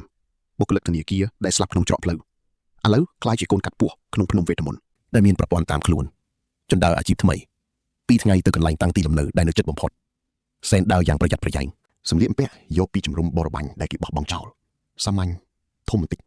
លាក់បាំងស្រកានៅលើកនិងឆ្អឹងដងកាំបិតកន្ទុយនៅក្រោមអាវធំទូលាយចលនានៃកន្ទុយដំណើរការល្អមើលពីខាងក្រៅវាដូចជាការដើរធម្មតាគ្រាន់តែរៀងរលូនបន្តិចគាត់ហាត់និយាយរាប់ម៉ោងដើម្បីបំបត្តិសម្លេងស៊ឺៗតាមរយៈការបញ្ចេញសម្លេងយឺតៗហាត់ធ្វើទឹកមុខមនុស្សមិនមែនជាសភាវគតិទេគាត់ត្រូវតែគិតញញឹមលើកមាត់ឡើងលើមិនឲ្យទូលាយពេកឲ្យឃើញធ្មេញខ្លះហើយធ្មេញរបស់គាត់គឺស្រួចជាងធម្មតានៅថ្ងៃទី2ភូមិមួយបានលេចឡើងនៅក្បែរព្រៃភូមិតូចមានផ្ទះប្រហែល25ខ្នងនៅក្បែរទន្លេផ្សែងហុយចេញពីចង្ក្រានក្លិននំបាំងស្រស់ភាយតាមខ្យល់បក់សំឡេងជាងដែកក្មេងៗសត្វចិញ្ចឹមគាត់ឈប់នៅមាត់ព្រៃតើមានគ្រូមន្តអាគមទេតាមរយៈការអានអូរ៉ាគ្មានទេគ្មានសូម្បីតែអូរ៉ាខ្លាំងខ្លាមួយអ្នកបរបាញ់ជាមួយឆ្កែវេទមន្តរបាំងក្លិនដំណើរការពួកគេមិនដឹងឡើយធ្វើឲ្យអេធើដំណើរការស្ងាត់ស្ងៀមពេលដើរចូលហានិភ័យលើផ្ទៃមុខភ្នែកនិងចលនាគោលដៅគឺព័ត៌មានអំពីផ្លូវនិងទីក្រុងធំរួមទាំងសមាគមអ្នកផ្សងព្រេងគាត់ដើរចូលទៅច្រកទ្វារបើកចំហជានិច្ចនៅពេលថ្ងៃភូមិតូចគ្មានអ្វីត្រូវខ្លាចចាំមើលចុះចូលដល់ក្នុងនេះនឹងមានរឿងអ្វីកើតឡើងឆ្មាំម្នាក់ដែលចាស់ជរាកំពុងអង្គុយងងុយដេកនៅលើកៅអីរួចងក់ក្បាលឲ្យគាត់សេនដើរកាត់តាមផ្លូវលំដ៏កខ្វក់និងចង្អៀតដែលក្រាលថ្មខ្លះឃើញស្ត្រីជាច្រើននៅមាត់អណ្ដូងនិងបុរសម្នាក់ជាមួយរទេះពួកគេមើលមុខសេនជាមនុស្សចម្លែកតែគ្មានការភ័យខ្លាចឡើយគ្រាន់តែជាការចង់ដឹងធម្មតាគាត់រកឃើញហាងស្រាដែលមានផ្ទះសំណាក់តែមួយគត់នៅទីនោះខាងក្នុងមានមនុស្ស3នាក់និងម្ចាស់ហាងនៅពីក្រោយតុបរិយាកាសស្រអាប់អ្នកដំណើរមែនទេម្ចាស់ហាងពោលឡើងសេនឆ្លើយតបយ៉ាងប្រយ័ត្នប្រយែងបំផុតដើម្បីកុំឲ្យមានសម្លេងស៊ឺៗដូចពស់តើអ្នកត្រូវការអ្វីព័ត៌មាននិងអាហារខ្លះប្រសិនបើអាចសេននិយាយរួចក៏លើកកាក់ស្ពាន់ដែលរើសបានមកបង្ហាញកាក់នេះល្មមសម្រាប់ទាំងពីរម្ចាស់ហាងមើលកាក់រួចងក់ក្បាលអង្គុយចុះសេនក៏រើសកន្លែងនៅកាច់ជ្រុងបំផុតអ្នកទាំងអស់គ្នាយល់យ៉ាងណាដែរចំពោះស្ថានភាពនេះសេនអង្គុយនៅជ្រុងជញ្ជាំងដែលបែរមុខទៅរកទ្វារចេញចូលតាមទម្លាប់វាជាសភាវកិច្ចការពារខ្លួនដែលគាត់ស៊ាំកាលនៅរស់ក្នុងព្រៃមិនយូរប៉ុន្មានម្ចាស់ហាងក៏លើកស៊ុបសាច់ខាប់ៗមកឲ្យសេនសម្លឹងមើលវាក្រពះក្នុងរូបរាងមនុស្សដំណើរការខុសពីធម្មតាគាត់អាចញ៉ាំអាហារមនុស្សបានតែចំណូលចិត្តគាត់នៅដដែលមិនអីទេញ៉ាំទៅវាមើលទៅធម្មតាគាត់ញ៉ាំយឺតនិងអង្គុយសង្កេតមើលភ្ញៀវ3នាក់ទៀត2នាក់ជាអ្នកភូមិទី3គឺជាអាជីវករដែលមានរទេះសេះសេនរងចាំរហូតដល់អាជីវករនោះផឹកទឹកអស់រួចក៏ដើរចូលទៅជិតដើម្បីសាកសួរមកពីណាដែរសេនសួរបណ្ដាងក់ក្បាលទៅរករទេះអាជីវករមើលមកគាត់ក្នុងន័យវិតម្លៃព្រោះគាត់ស៊ាំនឹងមនុស្សចម្លែកមកពីការ៉េនត្រូវដើរផ្លូវ3ថ្ងៃទៀតតើតាមផ្លូវណាដែរផ្លូវភាគខាងជើងអាជីវករនោះបានឆ្លើយតបវិញផ្លូវខាងត្បូងលឿនជាងមែនតែសម្បូរបិសាចណាស់ក្នុងខែនេះមនុស្សគេចអស់ហើយបិសាចប្រភេទណាដែលនៅទីនោះអាជីវករសម្លឹងមើលកាន់តែខ្លាំងអ្នកជាអ្នកផ្សងព្រេងមានទេនៅឡើយទេសេនឆ្លើយចង់ខ្លាចជាមួយមានទេខ្ញុំកំពុងគិតគូរពីរឿងនេះអាជីវករសើចហើយមើលមកដៃទទេរបស់សេនរួចនិយាយថាគេមិនទទួលចូលសមាគមឡើយសូម្បីតែកម្រិតទាបបំផុតក៏គេត្រូវការអាវុធដែរខ្ញុំមានវិធីផ្សេងសេនតបវិញជាគ្រូមន្តអាគមឬទេ បើអញ្ចឹងប្រើវិធីណាសែនគិតមួយផ្លែតរួចឆ្លើយយ៉ាងខ្លីថាប្រើតែដៃរបស់ខ្ញុំប៉ុណ្ណោះអាជីវករសើចយ៉ាងខ្លាំងគាត់ធ្លាប់ឃើញមនុស្សក្មេងៗដែលជឿជាក់លើដៃទទេបែបនេះច្រើនណាស់ពាក់កណ្ដាលត្រឡប់មកវិញទាំងបាក់ឆ្អឹងបាក់ដៃជើងចុះពាក់កណ្ដាលទៀតពួកគេមិនបានត្រឡប់មកវិញឡើយអាជីវករនិយាយក្នុងន័យជាការពិតសែនងក់ក្បាលយល់ព្រមអរគុណសម្រាប់ព័ត៌មានត្រូវដើរផ្លូវភាគខាងជើង3ថ្ងៃនៅវេនទី2ក្រោយឆ្លងទន្លេមេកុំចូលទៅក្នុងព្រៃឲ្យសោះទីនោះជាទឹកដីវិញ្ញាណភ្នំដែលមានបង្គោលសញ្ញាក្រហមសម្គាល់អាជីវករក្រោកឈរបោះកាក់ឲ្យម្ចាស់ហាងរួចក៏ចាចេញទៅសែនញ៉ាំស៊ុបអស់ក៏ដល់ពេលដែលត្រូវបន្តដំណើរទៅមុខទៀតផ្លូវភាគខាងជើង3ថ្ងៃវែលដាគាត់ក្រោកឈរទាញមួកអាវធំមកបិទបាំងមុខតាមទម្លាប់រួចដើរទៅមាត់ទ្វារស្រាប់តែមានក្មេងប្រុសម្នាក់រត់មកបុកគាត់ក្មេងនោះអាយុប្រហែល9ឆ្នាំរត់មកពីកាច់ជ្រុងមិនមើលផ្លូវក៏មកបុកសែនពេញទំហឹងតែម្ដងគាត់បានរត់មកពីកាច់ជ្រុងដោយមិនបានមើលផ្លូវបុកជាមួយសែនពេញទំហឹងសែនក៏ប្រញាប់ចាប់គេជាប់តាមសភាពគតិដើម្បីកុំឲ្យធ្លាក់គេដួលក្មេងនោះងើបមុខមើលទៅគាត់មួកអាវរំកិលបន្តិចភ្នែកពណ៌មាសប្រស្រីភ្នែកគាត់ព្យាយាមបដូរវាឲ្យមូលវិញតែវាមិនបានភ្លាមឡើយមួយវិនាទីនោះវាប្រែជាបញ្ឈរក្មេងនោះភ័យរឹងខ្លួនសំទោសសេននិយាយយ៉ាងរៀបស្មើរួចក៏លេងគេទៅជឿខ្ញុំចុះវគ្គនេះភ័យជំនួសសេនមែនក្មេងនោះសម្លឹងមើលភ្នែកនិងដៃរបស់គាត់ជាកន្លែងដែលគេបានប៉ះដៃអាវមកមើលទាំងអស់គ្នាអត្ថកំបាំងមួយហៀបនឹងត្រូវបែកធ្លាយហើយស្រកានៅលើកដៃរបស់គេបានលេចចេញមកធ្វើឲ្យក្មេងប្រុសនោះស្រឡំកាំងខ្លាំងណាស់សេនងាកក្រោយភ្លាមស្ត្រីម្នាក់ឈរនៅមាត់ទ្វារសម្លឹងមើលដៃដែលមានស្រកានោះមិនដាក់ភ្នែកបរិយាកាសប្រែជាស្ងាត់ឈឹងមួយរំពេចត្រឹមតែមួយវិនាទីប៉ុណ្ណោះគេប្រាប់ខ្លួនឯងថាត្រូវតែចេញពីទីនេះគេដើរចេញទៅយ៉ាងស្ងប់ស្ងាត់មិនមានភាពរញ៉េរញ៉ឬរត់ស្លន់ស្លោឡើងការរត់គឺជាសញ្ញានៃពីរដ្ឋភាពគេដើរតាមដងផ្លូវយ៉ាងធម្មតារួចក៏បត់តាមជ្រុងផ្លូវជាច្រើនដងដើម្បីកុំឲ្យមានការចាប់អារម្មណ៍ពីអ្នកភូមិមកដល់ខ្លោងទ្វារឆ្មាំកំពុងតែងងុយដេកមិនងើបក្បាលមើលផងសេនក៏ឆ្លងកាត់ទីនោះយ៉ាងលឿនរួចសម្ដៅទៅរកព្រៃធំដែលនៅខាងមុខ30វិនាទីគេគិតក្នុងចិត្តស្ត្រីម្នាក់នោះមានពេល30វិនាទីដើម្បីស្រែកផ្អើលអ្នកភូមិប៉ុន្តែភូមិនៅពីក្រោយគេនៅតែមានភាពស្ងប់ស្ងាត់នៅសល់20ម៉ែត្រទៀតដល់ព្រៃ10ម៉ែត្រស្រាប់តែមានសំឡេងស្រែកគេមិនឈប់ទេតែបង្កើនល្បឿនដើរឲ្យលឿនជាងមុនតែមិនមែនរត់ឡើយគឺជាបិសាចពស់ចុងក្រោយស្ត្រីនោះបានឃើញមែនសេនគិតក្នុងចិត្តពេលចូលដល់ព្រៃបាត់ទៅហើយឬក៏ក្មេងប្រុសម្នាក់នោះជាអ្នកប្រាប់សំឡេងស្រែកផ្អើលដេញតាមពីក្រោយជាមួយពន្លឺភ្លើងគប់ជាច្រើនមេឃចាប់ផ្ដើមងងឹតហ្វូងឆ្កែដេញសัตว์ចាប់ផ្ដើមព្រុសគេក៏ប្រញាប់ប្រើមន្តអាគមបិទក្លិនភ្លាមប្រយ័ត្នឲ្យមែនតែនត្រង់នេះហើយដែលវាកាន់តែតានតឹងគេរកឃើញច្រកភ្នំតូចមួយរួចក៏សំងំដីទៅដីហើយប្រើមន្តអាគមបំបាំងកាយគេប្រែពណ៌ស្រកាឲ្យដូចមជ្ឈដ្ឋានជុំវិញអ្នកភូមិកាន់អាវុធដើរកាត់ចម្ងាយតែ20ម៉ែត្រប៉ុណ្ណោះឯហ្វូងឆ្កែក៏វិលវល់រកអ្វីមិនឃើញឡើយពួកគេរកមិនឃើញឡើយយប់ហើយកុំចូលជ្រៅពេកព្រៃនេះគ្រោះថ្នាក់ណាស់ចាំស្អែកយើងហៅក្រុមអ្នកប្រមាញ់មកវិញទើបជាការល្អសំឡេងមនុស្សចាប់ផ្ដើមងងឹតទៅរហូតដល់ស្ងាត់ជ្រងំសេនដេកនៅក្នុងច្រកភ្នំដងងងឹតសម្លឹងមើលទៅលើមេឃតាមចន្លោះស្លឹកឈើតារាពណ៌ប្រាក់នៅទីនេះមើលទៅប្លែកភ្នែកណាស់វាកាន់តែធំនិងត្រជាក់ស្រេបគេចូលភូមិដើម្បីរកផ្លូវតែហៀបនឹងត្រូវគេសម្លាប់ទៅវិញការចូលភូមិតូចលើកនេះមិនចំណេញសោះសេចក្តីសន្និដ្ឋានគឺកុំឈប់សម្រាកនៅភូមិតូចទៀតអីព្រោះមានតែបញ្ហានិងការសង្ស័យប៉ុណ្ណោះភូមិតូចមានមនុស្សតិចពួកគេងាយនឹងចាប់អារម្មណ៍លើមនុស្សចម្លែកណាស់រាល់ចំណុចមិនប្រក្រតីបន្តិចបន្តួចក៏ពួកគេអាចដឹងភ្លាមដែរទីក្រុងធំទើបជាជម្រើសល្អទីក្រុងដាជាទីរួមខេត្តដែលមានមនុស្សរាប់ពាន់នាក់និងមានអ្នកផ្សងព្រេងមកពីគ្រប់ទិសទីតែងតែមកទីនេះនៅទីនោះការមានរូបរាងប្លែកៗគឺជាដង្ហើមធម្មតាទៅហើយទីក្រុងធំនឹងក្លាយជាកន្លែងដែលគេអាចលាក់ខ្លួនបានយ៉ាងងាយស្រួលបំផុតប៉ុន្តែត្រូវចាំថាមិនត្រូវឲ្យអ្នកណាម្នាក់ឃើញភ្នែកនិងស្រការបស់គេទៀតឡើយសេនដេកចាំនៅទីនោះអស់រយៈពេល1ម៉ោងទៀតក្រោយភូមិស្ងាត់លុះភូមិស្ងាត់ជ្រងំគេក៏ធ្វើដំណើរទៅទិសខាងជើងគេមានពេល3ថ្ងៃដើម្បីហ្វឹកហាត់និងរៀបចំគ្រប់យ៉ាងឲ្យដូចមនុស្សលោកបំផុតតាមដែលអាចធ្វើទៅបានផ្លូវទៅទិសខាងជើងមានមនុស្សធ្វើដំណើរច្រើនមានរទេះលក់ដូរនិងអ្នកផ្សងព្រេងម្នាក់ឯង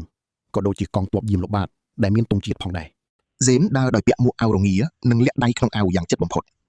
អ្វីដំបូងដែលគេត្រូវសិក្សាគឺរបៀបនៃការដើររបស់មនុស្សលោកយើងនេះឯងមិនមែនមកពីគេដើរមិនត្រូវនោះទេប៉ុន្តែចលនារបស់មនុស្សមានលក្ខណៈរឹងមាំមិនមែនរអិលដូចជាពស់ដែលប្រែក្រឡានោះឡើយចលនារបស់គេមើលទៅហាក់ដូចជារអិលពេកគ្មានសំឡេងកាញ់ជើងប៉ះដីឡើយគេត្រូវកែសម្រួលវាភ្លាមដើម្បីកុំឲ្យមើលទៅប្លែកខុសពីមនុស្សធម្មតាអ្នកនិងខ្ញុំច្បាស់ជាឃើញហើយថាគេរៀនលឿនណាស់គេចាប់ផ្ដើមធ្វើត្រាប់តាមអ្នកដទៃបន្ទាប់មកគឺកាយវិការដែលមនុស្សគ្រប់គ្នាចូលចិត្តប្រើមនុស្សលោកចូលចិត្តធ្វើកាយវិការដៃជើងប៉ុន្តែបិសាចពស់មិនដែលធ្វើបែបនេះទេរាងកាយមនុស្សរបស់គេមើលទៅហាក់ដូចជាស្ងៀមជ្រុងងំពេកការដែលដៃនៅស្ងៀមពេកអាចធ្វើឲ្យគេចាប់ថ្នាក់បានយ៉ាងងាយគេក៏បន្ថែមការប្រើដៃបន្តិចបន្តួចដើម្បីឲ្យមើលទៅមានធម្មជាតិជាងមុនចំណុចទី3គឺខ្សែភ្នែកគេសម្លឹងចំពេក ព្រោះវាជាសភាវគតិនៃការបោកបាញ់របស់ពួកមនុស្សលោកពិតប្រាកដមិនដែលសម្លឹងបែបនោះឡើយមនុស្សតែងតែងាកមើលនេះមើលនោះនិងឧស្សាហ៍ព្រិចភ្នែកជានិច្ចការសម្លឹងមិនដាក់ភ្នែកអាចធ្វើឲ្យអ្នកដទៃមានអារម្មណ៍មិនស្រួលឡើយគេត្រូវព្រិចភ្នែកឲ្យបានច្រើននិងកុំសម្លឹងយូរពេកលុះដល់ពេលល្ងាចនៃថ្ងៃដំបូងគេក៏អាចក្តោបក្តោបមូលដ្ឋានគ្រឹះទាំងនេះបានខ្លះៗហើយគេឈប់សម្រាកនៅចំណុចផ្លូវបំបែកដែលមានភ្នក់ភ្លើងតូចមួយមានអ្នកដំណើរមួយចំនួននៅទីនោះគេក៏សុំពួកគេសម្រាកជាមួយគ្នាដែរពួកគេក៏យល់ព្រមឲ្យគេអង្គុយហ្សេនអង្គុយចុះដោយមិននិយាយអ្វីទាំងអស់គេគ្រាន់តែផ្ទៀងត្រចៀកស្ដាប់រឿងរ៉ាវនឹងអ្នកផ្សងព្រេងដទៃប៉ុណ្ណោះពួកគេនិយាយអំពីតម្លៃក្នុងសមាគមអ្នកផ្សងព្រេងនិងរដូវកាលចុះកិច្ចសន្យាថ្មីបិសាចនៅភាគខាងត្បូងកំពុងចាប់ផ្ដើមចេញស្គួតសាហាវណាស់មានគ្រូមន្តអាគមវ័យក្មេងម្នាក់បានស្លាប់ក្នុងពិសកកម្មទៀតផងសមាគមកំពុងបើកទទួលសមាជិកថ្មីជាច្រើនដើម្បីបំពេញកិច្ចសន្យាទាំងនេះជាឱកាសល្អបំផុតដើម្បីលាក់ខ្លួនព្រោះសមាជិកថ្មីមានច្រើនណាស់គេនឹងមិនខ្លាចជាចំណុចចាប់អារម្មណ៍របស់នរណាម្នាក់ឡើយអ្នកផ្សងព្រេងម្នាក់ដែលស្ពីដាវបានសម្លឹងមើលហ្សេនរួចសួរថានេះជាលើកដំបូងដែលឯងមកទីក្រុងវែលដាមែនទេមិត្តសម្លាញ់បាទខ្ញុំចង់មកចុះឈ្មោះជាអ្នកផ្សងព្រេងថ្មីហ្សេនឆ្លើយតបយ៉ាងខ្លីបុរសម្នាក់នោះងក់ក្បាលរួចសួររកជំនាញពិសេសរបស់គេភ្លាមខ្ញុំគ្មានអាវុធទេគឺប្រើតែដៃទទេដើម្បីប្រយុទ្ធប៉ុណ្ណោះបុរសម្នាក់នោះសម្លឹងមើលរូបរាងរបស់ហ្សេនយ៉ាងយកចិត្តទុកដាក់តាមបែបអាជីពរូបរាងរបស់គេមើលទៅមិនដូចអ្នកប្រយុទ្ធឡើយព្រោះគេរាងស្គមពេកនិងមិនសូវមានសាច់ដុំលេចចេញមកឲ្យឃើញច្បាស់ដូចអ្នកដទៃខ្ញុំប្រើល្បឿនមិនមែនកម្លាំងបាយទេបុរសនោះងក់ក្បាលយល់ព្រមព្រោះអ្នកប្រើល្បឿនមានមិនច្រើនទេក្នុងសមាគមផ្សងព្រេងនៅទីនេះការចោះឈ្មោះគឺនៅជាន់ទី1ច្រកចូលខាងជើងប្រាប់គេថាឯងគ្មានជំនាញអាវុធនោះគេនឹងបញ្ជូនឯងទៅធ្វើតេស្តសមត្ថភាពពិតប្រាកដគេនឹងកំណត់កម្រិតក្រែងតាមលទ្ធផលតេស្តតើត្រូវតេស្តបែបណាខ្លះគឺត្រូវប្រយុទ្ធជាមួយទីងមងមន្តអាគមឬអ្នកប្រយុទ្ធផ្ទាល់តែម្ដងកុំវាយតម្លៃខ្លួនឯងខ្ពស់ពេកពេលចោះឈ្មោះឲ្យសោះប្រសិនបើឯងដាក់ថា level C តែសមត្ថភាពពិតត្រឹម level D នោះឯងនឹងមានបញ្ហាពួកគេនឹងចាត់ទុកឯងជាមនុស្សដែលមិនគួរឲ្យទុកចិត្តហើយវានឹងប៉ះពាល់ដល់ការទទួលបានកិច្ចសន្យាការងារធំៗនៅថ្ងៃក្រោយជាមិនខានអរគុណច្រើនបងប្រុសសម្រាប់ព័ត៌មាននេះហ្សេនគិតថាព័ត៌មាននេះមានប្រយោជន៍ណាស់ដំណើរផ្សងព្រេងរបស់គេទើបតែចាប់ផ្ដើមតែប៉ុណ្ណោះមកតាមដានជាមួយខ្ញុំទាំងអស់គ្នាពីដំណើរផ្សងព្រេងរបស់ហ្សេនក្នុងពិភពថ្មីដ៏អាចកំបាំងមួយនេះភ្លៀងចាប់ផ្ដើមធ្លាក់ខ្លាំងធ្វើឲ្យផ្លូវคล้ายជាភក់ហ្សេនដើរកាត់ភ្លៀងទាំងអោរងាជោគជាំតែគាត់នៅតែទ្រាំបាននៅឯស្ពានមានការកក់ស្ទះខ្លាំងដោយសារតែរទេះមួយបានបាក់កង់បិទផ្លូវច្រកចូលស្ពានទាំងស្រុងតែម្ដងម្ចាស់រទេះកំពុងតែជេរប្រតិចខណៈអ្នកផ្សងព្រេងមួយចំនួនកំពុងព្យាយាមជួយលើករទេះនោះចេញពីផ្លូវហ្សេនស្ទាក់ស្ទើរថានឹងជួយឬដើរវៀងគាត់ឃើញអ្នកផ្សងព្រេងម្នាក់កំពុងតែប្រឹងទាញរទេះនោះយ៉ាងអស់កម្លាំងមនុស្សប៉ុន្មានអ្នកនោះមិនគ្រប់គ្រាន់ទេហើយជួរអ្នករងចាំក៏កាន់តែវែងទៅវែងនៅពីក្រោយស្ពាននោះក្នុងនាមជាបុគ្គលិកធនាគារចាស់គាត់ដឹងពីអារម្មណ៍អ្នករងចាំជួរវែងពេលនេះហ្សេនក៏សម្រេចចិត្តចូលទៅជួយចាំមើលណាហ្សេនហ៊ាននឹងបង្ហាញកម្លាំងពិតដែលអ្នករកគ្នាស្មានមិនដល់ហើយគាត់ចាប់ចំហៀងរទេះ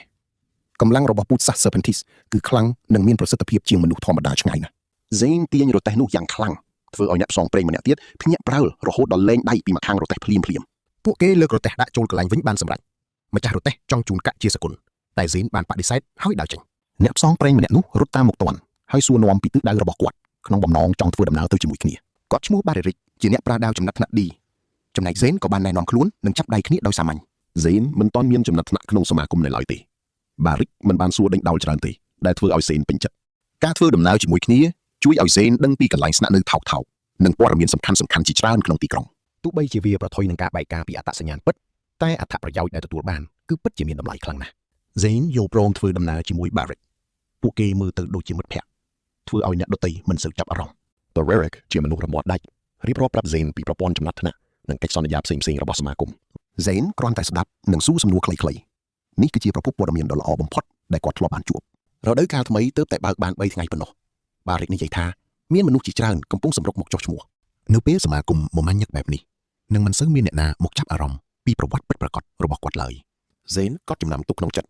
ប្រព័ន្ធចំណាត់ថ្នាក់របស់សមាគមគឺចាប់ផ្ដើមពីអក្សរ F រហូតដល់អក្សរ S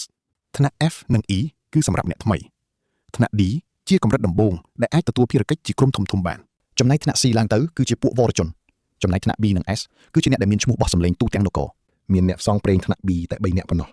ម្នាក់ជាមេបញ្ជាការសមាគមនិងម្នាក់ទៀតជាអ្នកការពារព្រះអង្គម្ចាស់ហើយម្នាក់ទៀតជាអ្នកទទួលតែការងារធំចំណែកថ្នាក់ S វិញគឺមានតែម្នាក់គត់ប៉ុន្តែបាត់ខ្លួនច្រើនឆ្នាំហើយក្នុងសមាគមមិនសូវមានគ្រូមន្តអាគមទេព្រោះពួកគេភាគច្រើនចូលបម្រើការឲ្យពួកអភិជនឬរៀននៅសាលាជាន់ខ្ពស់នៅល្ងាចថ្ងៃទី2ពួកគេបានសម្រាកនៅផ្ទះសំណាក់ទូចមួយតាមផ្លូវហ្សេនកំពុងអង្គុយគិតពីគម្រោងបន្ទាប់ Beric ជាមនុស្សសាមញ្ញគ្មានបំណងអាក្រក់ឡើយប៉ុន្តែហ្សេននៅតែត្រូវមានការប្រុងប្រយ័ត្នខ្ពស់ជានិច្ចការនៅជិតស្និទ្ធជាមួយមនុស្សពេកគឺគ្រោះថ្នាក់ណាស់សម្រាប់គាត់មើលដៃរបស់ខ្លួនឯងដែលមានស្រកាលាក់ទុកគាត់ព្យាយាមលាក់ភ្នែកជានិច្ចនៅក្រោមដៃអាវវែងនោះគឺមានស្រកា ដែលគាត់ត្រូវតែលាក់បាំងឲ្យចិត្តបំផុតហើយឥឡូវនេះអ្នកនឹងខ្ញុំបានមកដល់ច្រកចូលទីក្រុងដ៏ធំស្កឹមស្កៃមួយនេះហើយរាជធានីនេះមើលទៅអស្ចារ្យណាស់ជាមួយនឹងជញ្ជាំងពណ៌សនិងអគារខ្ពស់ៗជាច្រើននៅជុំវិញនោះមានទាំងកំពង់ផែនិងមនុស្សរាប់ពាន់នាក់នៅទីនោះហ្សេនគិតថាទីនេះពិតជាប្លែកខុសពីកន្លែងមុននៅឯខ្លោងទ្វារកងរក្សាមុំកំពុងត្រួតពិនិត្យអ្នកដំណើរយ៉ាងរហ័សពួកគេសួរឈ្មោះនិងស្រុកកំណើតរបស់គាត់ហ្សេនប្រាប់ថាគាត់មកពីភូមិតូចមួយនៅភាគខាងជើងឆ្មាំក៏បានកត់ត្រាទុកដោយមិនមានការសង្ស័យអ្វីឡើយឆ្មាំបានហុចសញ្ញាសម្គាល់ធ្វើពីឈើដែលមានអក្សរ V ឲ្យគាត់សម្រាប់ប្រើជាសម្បត្តិចូលក្នុងទីក្រុងវ៉ាល់ដាសមាគមអ្នកផ្សងព្រេងមានអគារធំមួយដែលមានកម្ពស់3ជាន់ស្ថិតនៅចំកណ្ដាលរាជធានីតែម្ដងជាន់ទី1មានសភាពអ៊ូអរដូចជាផ្សារមានទាំងអាវុធគ្រឿងសឹកនិងវត្ថុស័ក្តិសិទ្ធិដាក់លក់គ្រប់ទីកន្លែងហ្សេនចូលទៅឈរតម្រង់ជួររងចាំវេនរបស់ខ្លួនដើម្បីចោះឈ្មោះចូលជាសមាជិកផ្លូវការរបស់សមាគមដល់វេនរបស់គាត់ហើយបុគ្គលិករដ្ឋបាលម្នាក់បានសួរនាំពីជំនាញពិសេសនិងអាវុធដែលគាត់ប្រើប្រាស់ហ្សេនប្រាប់ថាគាត់ប្រើក្បាច់ប្រយុទ្ធរយៈពេលជិតនិងល្បឿនដោយមិនប្រើប្រាស់អាវុធឬមន្តអាគមអ្វីឡើយគាត់សុំចោះឈ្មោះចាប់ដើមក្នុងចំណាត់ថ្នាក់ E បន្ទាប់មកគាត់ត្រូវបានបញ្ជូនទៅបន្ទប់ទី3ដើម្បីធ្វើ test អ្នកវិតម្លៃម្នាក់ដែលមើលទៅហាក់ដូចជាហត់នឿយបានសម្លឹងមើលហ្សេនហើយសួរបញ្ជាក់ពីចំណាត់ថ្នាក់របស់គាត់តោះមកមើលទាំងអស់គ្នាតើហ្សេននឹងអាចឆ្លងកាត់ការសាកល្បងនេះដោយរបៀបណាទៅតោះអ្នកទាំងអស់គ្នាមកតាមដានដំណើរផ្សងព្រេងរបស់តួអង្គដែលលាក់សមត្ថភាពជាមួយខ្ញុំទាំងអស់គ្នាអ្នកប្រយុទ្ធម្នាក់តើអ្នកចង់បានកម្រិតណាកម្រិត E ទីមុងហាត់គឺជាស្តង់ដារអ្នកត្រួតពិនិត្យនាំគាត់ទៅបន្ទប់មួយនៅខាងក្រោយការិយាល័យវាមានទំហំតូចនិងមានកម្រាលពូកនៅកណ្ដាលបន្ទប់រួមជាមួយទៀងមុងឈើប្លែកៗដែលមិនមែនជាឈើធម្មតាទេតាមរយៈការមើលអូរ៉ាហ្សេនអាចមើលឃើញខ្សែថាមពលអេធើខ្សោយៗនៅក្នុងនោះទីមុងមន្តអាគមនេះនឹងឆ្លើយតបទៅនឹងកម្លាំងនិងល្បឿននៃការវាយប្រហារនីមួយៗវានឹងកត់ត្រាលទ្ធផលទាំងអស់ក្នុងរយៈពេល30វិនាទីធ្វើវាឲ្យអស់ពីសមត្ថភាពរបស់អ្នកទៅហ្សេនបានដោះអាវក្រៅចេញបង្ហាញឲ្យឃើញអាវយឺតដៃវែងដែលគ្រូបជិតដល់កដៃគាត់សម្លឹងមើលទីមុងដោយគិតថាបង្ហាញសមត្ថភាពត្រឹមតែកម្រិត E បានហើយមិនឲ្យលើសពីនេះទេអ្នកត្រួតពិនិត្យបានផ្ដល់សញ្ញាភ្លាមហ្សេនក៏ចាប់ផ្ដើមធ្វើចលនាយ៉ាងលឿនប៉ុន្តែវាមិនទាន់អស់ពីល្បឿនពិតប្រាកដរបស់គាត់ឡើយការវាយប្រហារបន្តបន្ទាប់8ដងក្នុងរយៈពេលតែ3វិនាទីប៉ុណ្ណោះទីមុងបានកត់ត្រាវាហើយឧបករណ៍បង្ហាញមន្តអាគមក៏បានភ្លឺឡើងល្បឿននេះវាលឿនពេកបាត់ទៅហើយគាត់បានយល់ភ្លាមតាមរយៈទឹកមុខញាក់ផ្អើលរបស់អ្នកត្រួតពិនិត្យម្នាក់នោះគឺជាសមត្ថភាពកម្រិត E អ្នកត្រួតពិនិត្យនិយាយយឺតតាមការប្រកាសរបស់អ្នកមែនទេបាទក្នុងរយៈពេលតែ3វិនាទីប៉ុណ្ណោះអ្នកត្រួតពិនិត្យក៏បានក្រឡេកមើលទៅឧបករណ៍បង្ហាញម្ដងទៀតទីមុងបានកត់ត្រាល្បឿនវាយក្នុងកម្រិត D ក្រោមអបបរមាខ្ញុំនឹងដាក់កម្រិត D ក្រោមឲ្យអ្នកបើគ្មានជំនាញអាវុធទេអ្នកនឹងជាប់ការធ្វើតេស្តប្រយុទ្ធដោយដៃទទេនេះមិនអីទេសាកល្បងម្ដងទៀតក្នុងរយៈពេល1នាទីពេញបង្ហាញល្បឿនពិតរបស់អ្នកមកហើយកុំលាក់សមត្ថភាពអីឥឡូវនេះសាករងចាំមើលបន្តិចមើលព្រោះអ្នកត្រួតពិនិត្យម្នាក់នេះមិនងាយនឹងចាញ់បោកដូចអ្វីដែលហ្សេនបានគិតឡើយគាត់ច្បាស់ជាដឹងថាខ្ញុំកំពុងលាក់កម្លាំងពិតប្រាកដបើខ្ញុំធ្វើមិនបានល្អម្ដងទៀតគាត់នឹងកត់ចំណាំថាខ្ញុំមិនគួរឲ្យទុកចិត្តដូច្នេះគាត់បានបញ្ចេញសមត្ថភាពក្នុងកម្រិត 70% ការវាយបន្តបន្ទាប់ហាក់ដូចជាការបោកបញ្ឆោតនិងការចាប់បោះកម្រិត D ស្តង់ដារអ្នកត្រួតពិនិត្យនិយាយបញ្ជាក់ថាជាប់ថ្នាក់ប្រយុទ្ធដោយដៃទទេហើយជាមួយជំនាញល្បឿននិងការចាប់បោកគាត់បានហុចផ្លាកសញ្ញាលោហៈតូចមួយដែលមានអក្សរ D និងសញ្ញាសម្គាល់ហ្គីលមកឲ្យនេះគឺជាកិច្ចសន្យាដំបូងដែលអ្នកអាចយកវាបានពីក្តារព័ត៌មាននៅជាន់ទី1សម្រាប់កិច្ចការកម្រិត D ម្នាក់ឯងឬជាក្រុមសម្រាប់បរិបាញ់ពួកបិសាចរហូតដល់កម្រិត C ហ្សេនបានទទួលយកផ្លាកសញ្ញានោះមកកាន់ក្នុងដៃវាគឺជាវត្ថុដំបូងគេបង្អស់នៅក្នុងពិភពលោកថ្មីនេះដែលជារបស់គាត់កម្រិត D លីជូនហូគិតក្នុងចិត្តខណៈស្ថិតក្នុងរាងកាយថ្មីនៅកណ្ដាលរាជធានីនៃអាណាចក្រវេមុនជាមួយផ្លាកសញ្ញាលោហៈនៅក្នុងដៃបែបនេះវាមិនអាក្រក់ទេសម្រាប់ការចាប់ផ្ដើមដំបូងបាររិកពិតជាមិនបានភូតភូមិមែនគាត់ស្គាល់កន្លែងល្អៗច្រើនណាស់សន្តាគារ Blue Horseshoe ដែលនៅឆ្ងាយពីគីលត្រឹមតែ1ប្លុកប៉ុណ្ណោះតម្លៃថោកស្អាតនិងម្ចាស់ទីនោះមិនសូវសួរនាំរឿងច្រើនឡើយភ្ញៀវភាគច្រើនគឺជាអ្នកផ្សងព្រេងដែលមកហើយក៏ទ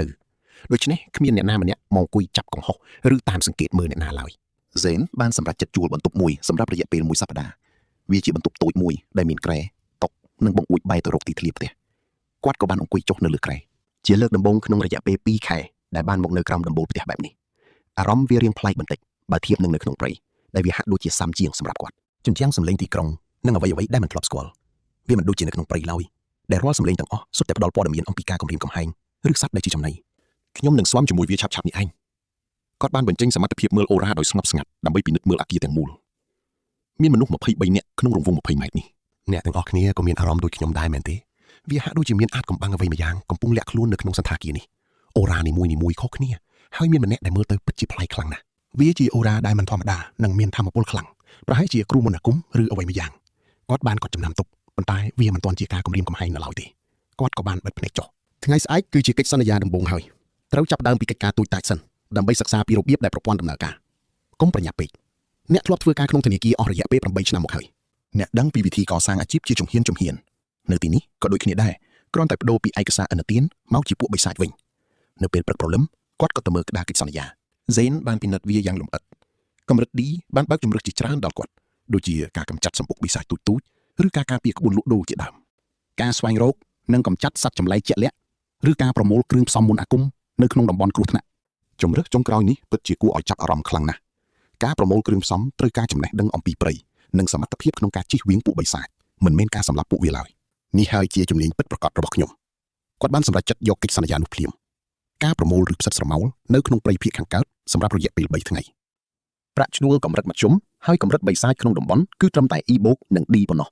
ស្រួលទេគាត់បានវាយតម្លៃបែបនេះសម្រាប់ការចាប់ផ្ដើមដំបូងរបស់គាត់បន្ទាប់ពីទទួលភារកិច្ចរួចរាល់គាត់ក៏ដើរចេញទៅខាងក្រៅនៅមាត់ច្រកចេញនៃគៀលគាត់ក៏បានជួបជាមួយបារីកដោយចៃដន្យហ្សេនបារីរិកបានបកដៃហៅចុះឈ្មោះរួចហើយមែនទេបាទកម្រិត D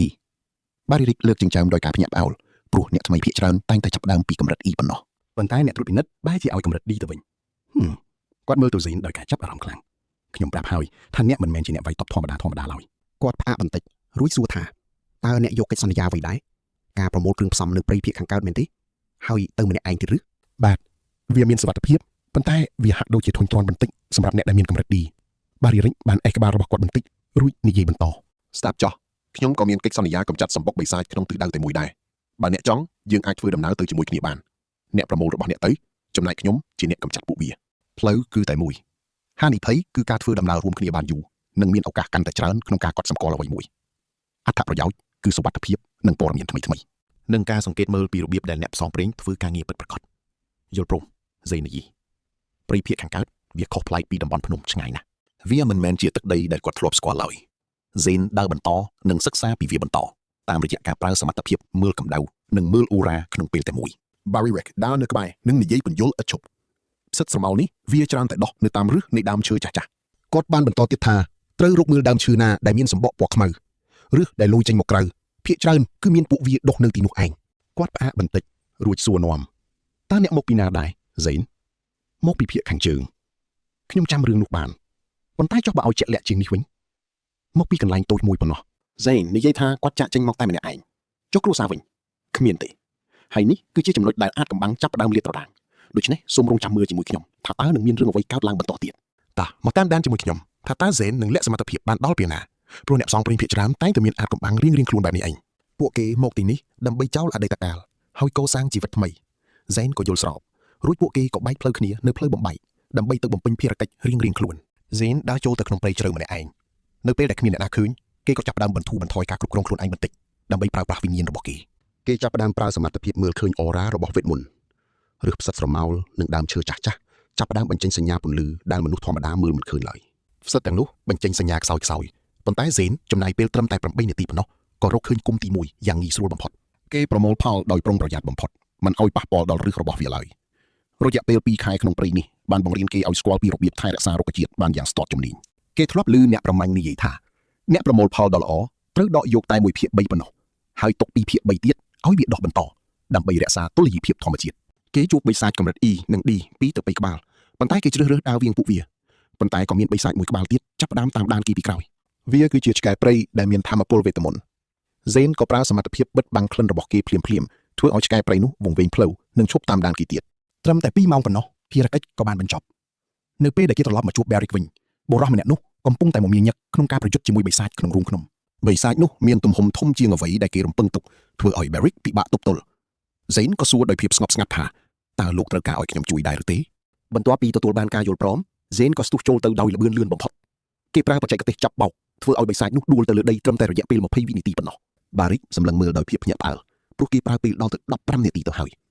យហ្សេននិយាយថាកន្លែងចង្អៀតបែបនេះគឺជាអត្ថប្រយោជន៍សម្រាប់អ្នកដែលមានល្បឿនលឿនដូចជាគេ Barrick ចាប់ផ្ដើមសម្លឹងមើលហ្សេនដោយកែវភ្នែកខុសពីមុនវាគឺជាការចាប់អារម្មណ៍របស់អ្នកជំនាញម្នាក់ទៅលើអ្វីមួយដែលមានភាពលេចធ្លោខុសពីធម្មតាត្រង់នេះហើយដែលអ្នកទាំងអស់គ្នាត្រូវចាប់អារម្មណ៍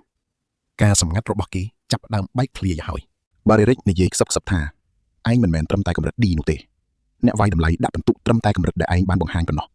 ប៉ុន្តែឯងបានលាក់បាំងសមត្ថភាពពិតប្រាកដហ្សេនសម្លឹងមើលវិញរួចឆ្លើយថាវាគឺជាការប្រុងប្រយ័ត្នដែលសមហេតុផល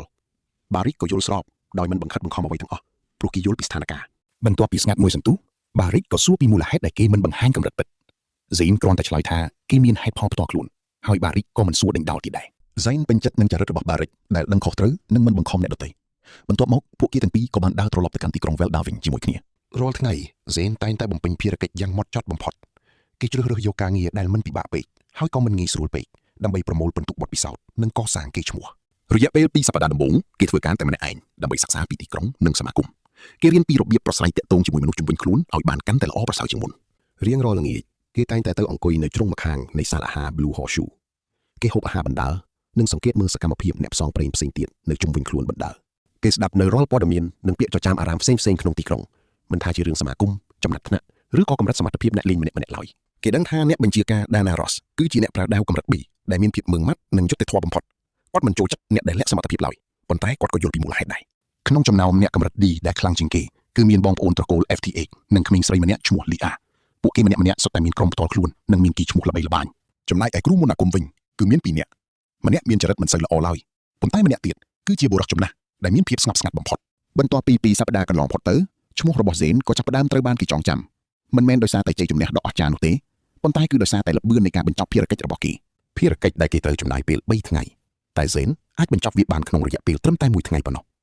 នេះមិនមែនមកពីគេប្រញាប់នោះទេប៉ុន្តែដោយសារតែព្រៃគឺជាផ្ទះរបស់គេរបៀបដែលគេធ្វើចលនាក្នុងព្រៃគឺខុសប្លែកពីមនុស្សធម្មតាទាំងស្រុងអ្នកគ្រប់គ្រងសមាគមក៏ចាប់ផ្ដើមសម្លឹងមើលកាតរបស់គេដោយភាពងឿងឆ្ងល់ជាខ្លាំងគាត់បានសួរថា Zane តើឯងគឺជាអ្នកដែលបានបញ្ចប់ភារកិច្ចសម្អាតរូងភ្នំភាគខាងកើតកាលពីម្សិលមិញមែនទេ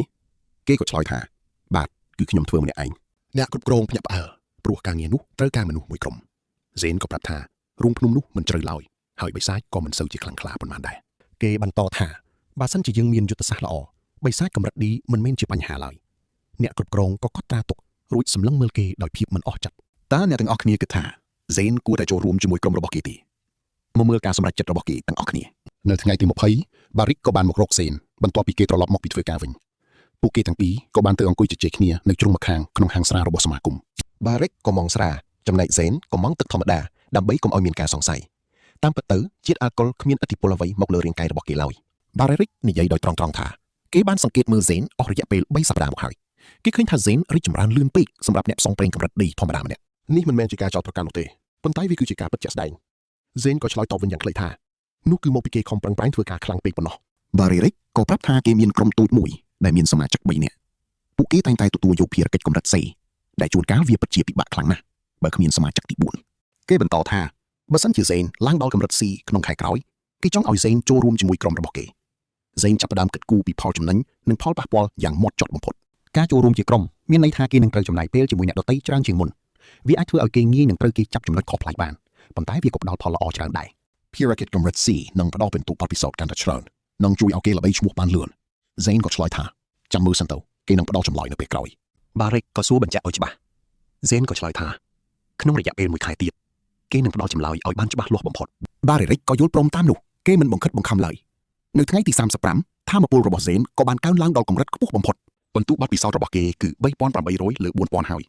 យគេត្រូវការតែ200ពិន្ទុទៀតប៉ុណ្ណោះដើម្បីឈានទៅដល់ការវិវត្តដ៏អស្ចារ្យលើកទី3តោះចាំមើលទាំងអស់គ្នាថាតើការវិវត្តលើកទី3របស់គេនឹងខ្លាំងដល់កម្រិតណាព្រោះឥឡូវនេះគេបានទទួលភារកិច្ចដ៏គ្រោះថ្នាក់បំផុតមួយបាត់ហើយតោះមកមើលទាំងអស់គ្នាថាតើតួឯករបស់យើងអាចរស់ពីការប្រឈមមុខនឹងបិសាចស្រមោលដ៏ធំនេះបានដោយរបៀបណាការប្រយុទ្ធអូសបន្លាយកន្លះម៉ោងតាមរយៈការលាប់ឆ្មុក Zane បានបាញ់ពឹសទៅក្នុងប្រហោងខ្យល់នៃសម្បុកបិសាចនោះគេរងចាំរហូតដល់បិសាចខ្សោយទើបសម្រុកចូលវាយទទួលបាន 15460 ពិន្ទុភ្លាមតែម្ដងយប់នោះការវិវត្តលើកទី3បានមកដល់លើផ្លូវស្រមោលដ៏អាចកំបាំងជម្រើសទី1គឺ Serpentis Phantom ពង្រឹងជំនាញបំបាំងកាយ Ether បង្កើនរយៈពេលស្ងប់ស្ងាត់3ដងនិងស្រកាដែលអាចបន្លំខ្លួនបានទាំងស្រុងជំនាញថ្មីឈានជើងស្រមោលអាចផ្លាស់ទីបាន5ម៉ែត្រភ្លាមតាមរយៈស្រមោលចំណែកជម្រើសទី2គឺអ្នកប្រមាញ់បង្កើនល្បឿន2ដងនិងធ្វើឲ្យពីសកាន់តែខ្លាំងជាងមុនដើម្បីកម្ចាត់សត្រូវឲ្យបានឆាប់រហ័សបំផុតប្រើពូថៅកាត់ផ្ដាច់ចរន្តមុនអាគមគូសត្រូវនិងមានជំនាញថ្មីគឺការស្ទុះទៅចាក់សម្លាប់យ៉ាងសាហាវសត្រូវមិនអាចការពារបានឡើយបើគ្មានការការពារកម្រិតបេដកទេនោះចំណែកជម្រើសទី3គឺរូបរាងមនុស្សការប្រែក្លាយជាមនុស្សបន្តទៅមុខកន្ទុយត្រូវបាត់អស់ហើយស្រកាមាននៅសល់តែត្រង់កដៃនិងកតែប៉ុណ្ណោះរូបរាងមើលទៅដូចមនុស្សស្ទើរតែទាំងស្រុងសន្ទុះក្លាយជាមនុស្សឡើងដល់ 45% និងមានជំនាញបន្លំធាតុ Ether ខ្សែស្រមោលងងឹតអាចបន្លំធ្វើជាខ្សែ Ether ធម្មតាដែលពួកមុនអាគមមិនអាចបែងចែកដឹងក្នុងរយៈពេល2នាទីឥឡូវនេះកន្ទុយបាត់អស់ហើយ ស្រកាក៏សឹងតែមើលមិនឃើញពួកគ្រូមុនអាគមច្បាស់ជាមើលមិនដឹងពីភាពខុសគ្នានោះទេមកដល់ហើយហ្សែនកំពុងតែត្រៀមខ្លួនផ្លាស់ប្ដូររូបរាងដែលនឹងធ្វើឲ្យអ្វីៗគ្រប់យ៉ាងប្រែប្រួលទាំងស្រុងតែម្ដងគេប្រាប់ម្ចាស់ផ្ទះថាឈឺរួចក៏ចាក់សោខ្លួនឯងក្នុងបន្ទប់10ម៉ោងរហូតដល់ភ្លឺទើបអ្វីៗប្រែជាប្លែកគេឈរឆ្លោះកញ្ចក់មើលទៅដូចមនុស្សបេះបិទបើមិនប្រាប់ទេច្បាស់ជាមើលមិនដឹងថាមានស្រកាស្ដើងលើកដៃឡើយនៅក្រោមពន្លឺធម្មតាពួកវាដូចជាស្លាកស្នាមឬស្នាមសាក់ចំណែកនៅត្រង់កវិញគឺត្រូវបានអាវបិទបាំងជិតឈឹងកន្ទុយលែងមានជើងទាំងពីរប្រែជាដូចមនុស្សប៉ុន្តែចលនានៅតែមានភាពរហ័សរហួននិងស្ងាត់ជ្រងំខ្លាំងណាស់គេព្យាយាមបន្លំសម្លេងដើរឲ្យដូចមនុស្សធម្មតារីឯប្រស្រីភ្នែកពណ៌មាសត្រូវគ្រប់គ្រងមិនឲ្យវារួញនៅពេលមានសម្ពាធគេសាក់លបងប្រើជំនាញបន្លំធាតុអីធ្វើរហូតដល់ខ្សែស្រមោលងងឹតប្រែមកជាស្ងប់ស្ងាត់និងមានសភាពប្លែកពីមុនបើពួកគ្រូមុនអាគមមើលមកនឹងឃើញត្រឹមតែធាតុធម្មតាប៉ុណ្ណោះដែលវាអាចប្រើបាន2នាទីនិងសម្រាប់5នាទីប្រព័ន្ធប្រកាសថាការវិវត្តទី3ជោគជ័យចំណាត់ថ្នាក់ឡើងដល់កម្រិត C ដកនិងសន្ទុះមនុស្ស 45% ចំណាំបើមានសម្ពាធខ្លាំងឬការឈឺចាប់រូបរាងមនុស្សអាចនឹងបាត់បង់ការគ្រប់គ្រងខ្លះៗនៅត្រង់ភ្នែកនិងដៃគេត្រូវគ្រប់គ្រងអារម្មណ៍ឲ្យបានល្អក្នុងកម្រិត C ដកនេះរួចក៏សម្លឹងមើលផ្លាកសញ្ញាចាស់ក្នុងដៃដល់ពេលត្រូវដោះដូរផ្លាកថ្មីហើយអ្នកត្រួតពិនិត្យបានសម្លឹងមើលគេម្ដងទៀតរួចក៏ចាប់ផ្ដើមការសាក់លបងភ្លាមដៃគូប្រកួតគឺជាអ្នកប្រយុទ្ធប្រាដាវកម្រិត D បូកដែលមានបច្ចេកទេសល្អប៉ុន្តែហ្សែនបង្ហាញសមត្ថភាពត្រឹមតែពាក់កណ្ដាលវាគ្រប់គ្រាន់សម្រាប់ទទួលបានផ្លាកប្រាក់ដែលមានអក្សរ C ហើយអ្នកត្រួតពិនិត្យក៏បានកត់ត្រាទុកយ៉ាងយកចិត្តទុកដាក់អ្នកទាំងអស់គ្នាជឿអត់ត្រឹមតែមួយខែសោះគេឡើងពីផ្លាកកម្រិត D ទៅ C បាត់ទៅហើយពិតជាមិនធម្មតាមែនអ្នកត្រួតពិនិត្យចាប់អារម្មណ៍នឹងប្រវត្តិរូបរបស់ហ្សែនដែលគ្មានត្រកូលប៉ុន្តែបញ្ចប់កិច្ចសន្យាបាន31ក្នុងមួយខែ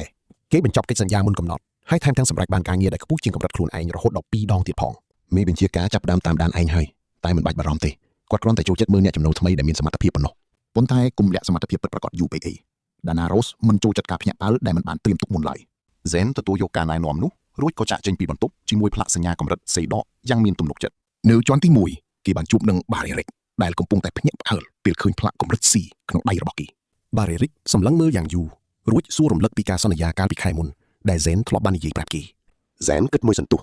ការចូលក្រុមអាចនឹងមានគ្រោះថ្នាក់តែវាក៏ជួយឲ្យសមត្ថភាពរីកចម្រើនបានលឿនជាងមុនដែរគេសុំពេលធ្វើកិច្ចសន្យាម្នាក់ឯង2សប្តាហ៍ទៀតសឹមសម្រាប់ចិត្តចូលក្រុមបើមានភាពចុះសម្រុងគ្នាល្អជាមួយសមាជិកផ្សេងទៀតបារិកយល់ព្រមតាមសំណើនោះចំណែកហ្សែនក៏បានលើឈ្មោះលីអាដែលជាអ្នកខ្លាំងម្នាក់ក្នុងចំណោម3នាក់គេបានឃើញនាងជាលើកដំបូងនៅមុខក្តារកិច្ចសន្យានាងមានរូបរាងតូចល្អិតសក់ខ្លីនិងមានដាវខ្លី2នៅពីក្រោយខ្នងចលនារបស់នាងលឿនរហ័សនិងមានភាពច្បាស់លាស់បំផុតដូចជាមនុស្សដែលមិនដែលធ្វើអ្វីឲ្យខាតបង់ពីវេលាទាល់តែសោះនាងឈរសម្លឹងមើលកិច្ចសន្យាយ៉ាងផ្ចង់អារម្មណ៍ហាក់ដូចជាកំពុងស្វែងរកអ្វីមួយដែលសំខាន់បំផុតសម្រាប់នាងនាពេលនេះរួចនាងក៏ងាកមកសម្លឹងចំមុខហ្សែនហើយសួរបញ្ជាក់ពីឈ្មោះរបស់គេព្រោះនាងធ្លាប់បានឮរឿងរ៉ាវខ្លះៗពីមុនមកនាងមិនបានបង្ហាញការចាប់អារម្មណ៍ខ្លាំងទេគ្រាន់តែឆ្ងល់ថាហេតុអ្វីគេឡើងដល់កម្រិត C លឿនម្ល៉េះបើគ្មានអាវុធក្នុងដៃនាងប្រាប់ថាចង់ទៅបំពេញកិច្ចសន្យានៅរូងភ្នំភាគខាងជើងដែលមានបិសាចកម្រិត C ហើយការទៅម្នាក់ឯងវាពិតជាគួរឲ្យធុញណាស់ចាំមើលបន្តទៀតថាតើពួកគេទាំងពីរនឹងក្លាយជាក្រុមដ៏ខ្លាំងពូកែដែរឬទេកុំភ្លេចតាមដានភាពបន្តទៀតណាតោះមកជាមួយខ្ញុំដើម្បីមើលថាតើហ្សែននឹងដោះស្រាយជាមួយដៃគូថ្មីរបស់គាត់យ៉ាងម៉េចដែរនាងនឹងមិនមករំខានតែអាចជួយបានយល់ព្រមហ្សែនឆ្លើយលីយ៉ាងក់ក្បាលរួចយកកិច្ចសន្យាដើរចេញទៅឆ្ពោះទៅមាត់ទ្វារ1ម៉ោងទៀតចេញដំណើរនាងនិយាយដោយមិនងាកក្រោយដៃគូស្រីដំបូងហើយសម្រាប់ហ្សែនតែមិនទាន់ជាដៃគូពេញសិតទេចាំមើលសិនពួកគេដើរដោយស្ងៀមស្ងាត់អស់2ម៉ោងឆ្ពោះទៅទិសខាងជើងលីយ៉ាមិនសូវនិយាយច្រើនឯហ្សែនក៏ដូចគ្នាពួកគេដើរទន្ទឹមគ្នាយ៉ាងស្ងប់ស្ងាត់បំផុតស្ងាត់ចងំរួចនាងក៏សួរថាតើអ្នកមកពីណាភាគខាងជើងកន្លែងតូចមួយចុះគ្រួសារអត់មានទេអ្នកឆ្លើយខ្លីម្លេះក៏ព្រោះតែសំណួរខ្លីដែរនាងស្ទើរតែញញឹមខ្ញុំចូលចិត្តអ្នកដែលមិននិយាយច្រើនពេកខ្ញុំក៏ដូចគ្នាស្ងាត់មួយសន្ទុះនាងក៏បន្តថាដំណើររបស់អ្នកមើលទៅចម្លែកណាស់ហ្សែនប្រុងប្រយ័ត្នភ្លាមចម្លែកយ៉ាងម៉េចស្ងាត់ជ្រងំដូចជាអ្នកមិនបានដើរលើដីអញ្ចឹងវាជាជំនាញឬជាពីកំណើតធាតុពិតគឺពីកំណើតតែហ្សែនឆ្លើយថាជាជំនាញដែលហាត់ក្នុងព្រៃម្នាក់ឯងយូរល្មមនឹងចេះលីយ៉ាសម្លឹងទៅមុខរួចនិយាយថាអ្នកហាក់ដូចជាមានអាចកំបាំងច្រើនបាទវាមានហេតុផលខ្លះមិនអីទេនាងមិនបង្ខំឡើយម្នាក់នេះពិតជាឆ្លាតមែនហ្សែនគិតក្នុងចិត្តថាពិតជាល្អណាស់ពេលដល់ក្នុងឡានពួកគេចែកផ្លូវគ្នាជា3តំបន់ហ្សែនចាប់ផ្ដើមនៅតំបន់ទី1ដែលមានបិសាចសមុទ្រថ្នាក់ទាបមានកណ្ដុរឡានយក្សដែលមានឆ្អឹងដុះលើខ្នងហើយមានក្លិនមុនអាគមដីបញ្ចេញមកទៀតផងពួកវាធ្វើចលនាយ៉ាងលឿនក្នុងរូងដ៏តូចចង្អៀតនេះហ្សែនពិនិត្យមើលស្ថានភាពភ្លាមៗក្នុងពេលត្រឹម1នាទីឥឡូវអ្នកនិងខ្ញុំចាំមើលតើហ្សែនប្រើប្រៀបក្នុងទីចង្អៀតនេះយ៉ាងម៉េចវិញល្បឿនរបស់គាត់មានប្រៀបជាងគាត់មិនចាំពួកវាចេញមកទេគឺចូលទៅវាយលុកដល់ក្នុងតែម្ដងក្នុងលាអាងងឹតខ្លាំងតែភ្នែកកម្ដៅរបស់គាត់មើលឃើញច្បាស់ណាស់ គាត់ធ្វើចលនាបំបាំងកាយយ៉ាងស្ងប់ស្ងាត់ស្រកាការពារមិនដំណើរការក្នុងរាងជាមនុស្សទេតែភាពស្ងៀមស្ងាត់នៅតែមានកណ្ដូលទី1ដឹងខ្លួនក៏ងាកមកភ្លាម Zane វាយមុនតែម្ដងចាប់ក្បាលវារួចវាយកុំតិចលលាក្បាលកណ្ដូលទី2លោតសំធាប់មកលើគាត់ភ្លាមគាត់កិច្ចចេញបន្តិចក្នុងលំហដ៏តូចរួចវាយបកវិញយ៉ាងចាស់ដៃចំណែកកណ្ដូលទី3រត់ចូលទៅជ្រៅបាត់គាត់មិនទុកវាឲ្យរស់ទេក៏ដេញតាមសម្លាប់ក្នុងពេល3វិនាទីប្រព័ន្ធផ្ដល់ពិន្ទុឲ្យ45ពិន្ទុបន្ថែមពិន្ទុសរុបឡើងដល់4270គាត់ដើរចេញមកក្រៅវិញទាំងរៀបរយលីយ៉ាកំពុងឈរចាំមើលនាងពោលពាក្យសរសើរថាលឿនណាស់គាត់តបវិញថាព្រោះផ្លូវវាអំណោយផលអ្នកហ៊ានចូលទៅក្នុងនឹងម្នាក់ឯងជាទូទៅគេបញ្ឆោតវាឲ្យចេញមកក្រៅតែហ្សេនយល់ថាការចូលទៅវាយដល់ក្នុងគឺសុវត្ថិភាពជាងសម្រាប់គាត់លីយ៉ាសម្លឹងមើលគាត់ដូចជាចង់ស្វែងយល់ពីសមត្ថភាពពិតរបស់បុរសម្នាក់នេះឲ្យកាន់តែច្បាស់តោះអ្នកទាំងអស់គ្នាចាំមើលការសាកល្បងបន្ទាប់របស់លីយ៉ាទៅលើហ្សេនទាំងអស់គ្នាហ្សេនដឹងថានាងកំពុងឃ្លាមើលតំបន់ទី2គឺជាសាលធំទូលាយដែលមានពីដានខ្ពស់ស្រឡះមានសត្វថ្លែនល្អាងដែលបញ្ចេញកម្ដៅភ្លើងបានពួកវាបង្អង់យឺតតែការវាយប្រហារដោយមន្តអាគមគឺសាហាវណាស់លីយ៉ាឈរអោបដៃមើលយ៉ាងយកចិត្តទុកដាក់ហ្សេនដើរចូលទៅចំកណ្ដាលសាលធំនោះតែម្ដងទីវាលគឺខុសពីក្នុងល្អាងព្រោះសត្រូវអាចមកពីគ្រប់ទិសទីតែល្បឿនរបស់គាត់អាចជួយបានថ្លានទី1ព្រោះភ្លើងដាក់តែគាត់មិនគិតទេគឺស្ទុះចូលទៅក្រោមអណ្ដាតភ្លើងនោះភ្លាមគាត់ចូលទៅជិតរួចវាយចំក្បាលរបស់វាមានស្រការរឹងណាស់ការវាយចំពីមុខគឺគ្មានប្រសិទ្ធភាពទេគាត់បដូរទៅចាប់កញ្ចឹងករួចបង្វិលវាបោកនឹងថ្មយ៉ាងខ្លាំងពេលនោះសត្វទី2ក៏មកពីខាងក្រោយគាត់មិនងាកក្រោយមើលទេតែភ្នែកកម្ដៅប្រាប់ពីទីតាំងច្បាស់គាត់គិតផុតពីការវាយប្រហារយ៉ាងងាយគាត់វាយបោកវិញភ្លាមថ្លែងទី3ស្រឡាំងកាំងពួកវាមិនសូវឆ្លាតមែនតែវាដឹងពីគ្រោះថ្នាក់វាចាប់ផ្ដើមថយក្រោយហ្សេនមិនដេញតាមទេព្រោះវាបានរត់ចូលទៅជ្រៅក្នុងល្អាងបាត់ទៅហើយគាត់ងាកមកវិញលីអានិយាយថាអ្នកមានសមត្ថភាពកំណត់ទីតាំងកម្ដៅមែនទេនាងសួរដោយភាពជឿជាក់ហ្សេនមិនឆ្លើយនាងបន្តថាអ្នកដឹងថាមានសត្រូវមកពីក្រោយទោះបីជាអ្នកមិនបានមើលឃើញវាក៏ដោយខ្ញុំហាត់ជំនាញនេះនៅក្នុងព្រៃហ្សេនតបយ៉ាងខ្លីអ្នករស់នៅក្នុងព្រៃយូរណាស់មែនទេបាទយូរល្មមលីយ៉ាសម្លឹងមើលគាត់ដោយភាពចាប់អារម្មណ៍យ៉ាងខ្លាំងចំពោះសមត្ថភាពប្លែកៗនេះនាងមើលឃើញថាហ្សេនមិនមែនជាមនុស្សធម្មតាឡើយអ្នកមិនដូចជាមនុស្សដែលមកពីភូមិធម្មតាទេនាងពោលពាក្យចុងក្រោយថាអ្នកមើលទៅដូចជាមនុស្សដែលមិនធ្លាប់រស់នៅជាមួយមនុស្សលោកយូរណាស់មកហើយហ្សេនគិតក្នុងចិត្តថានាងពិតជាឆ្លាតពេកហើយអ្នកនិយាយត្រូវហើយគាត់ឆ្លើយទាំងស្ងប់ស្ងាត់បំផុតរឿងរ៉ាវកាន់តែអាចកំបាំងហើយចាំមើលជាមួយខ្ញុំបន្តទៀតតើហ្សេននឹងលាក់បាំងការពិតបានដល់ពេលណាតោះមកតាមដានជាមួយខ្ញុំនៅរឿងរ៉ាវរបស់លីអានិងហ្សេនដែលចាប់ផ្ដើមមានទំនាក់ទំនងប្លែកម្យ៉ាងនៅយុគនេះពួកគេដើរត្រឡប់មកវិញទាំងមេឃជិតងងឹតលីអាបង្កាត់ភ្លើងតូចមួយតាមផ្លូវដូចជាអ្នកផ្សងព្រេងទូទៅដែលសម្រាប់ពេលយប់អញ្ចឹងពួកគេអង្គុយញ៉ាំអាហារស្ងួតជាមួយគ្នាភាពស្ងប់ស្ងាត់នេះមិនមែនជារឿងទើសទាល់ទេតែវាបែរជាមានអារម្មណ៍ថាស្និទ្ធស្នាលប្លែកទៅវិញលីអាសួរថាហ្សេនមានក្រុមហើយឬនៅគេឆ្លើយថាគ្មានទេតែបេរិកបានបំបួលគេចូលក្រុមដែរលីអាយល់ថាបេរិកជាមនុស្សគួរឲ្យទុកចិត្តតែនាងចូលចិត្តធ្វើការម្នាក់ឯងច្រើនជាងព្រោះមិនចង់ពឹងផ្អែកលើអ្នកដទៃហ្សេនក៏គិតអញ្ចឹងដែរតែគេយល់ថាការធ្វើកិច្ចសន្យាកម្រិត rank C ជាក្រុមគឺវានឹងជួយឲ្យលឿនជាងមុនលីអាគិតថាវាមិនមែនជាការពឹងផ្អែកទេតែវាជាប្រសិទ្ធភាពការងារនាងលួចសម្លឹងមើលហ្សេនក្នុងពន្លឺភ្លើងនាពេលរាត្រីនាងសួរហ្សេនចំថាតើគេធ្លាប់សម្លឹងមើលអ្នកដទៃជាមនុស្សម្នាក់ដែរទេឬគ្រាន់តែជាប្រភពព័ត៌មាននិងធនធានប៉ុណ្ណោះហ្សេនស្ងាត់មួយសន្ទុះដើម្បីគិតវាមិនមែនជាការសម្ដែងទេប៉ុន្តែគេកំពុងតែត្រេះរិះពិចារណាលើសំណួរនេះមែនទែនចុងក្រោយគេឆ្លើយថាគេកំពុងរៀនសូត្រពីវា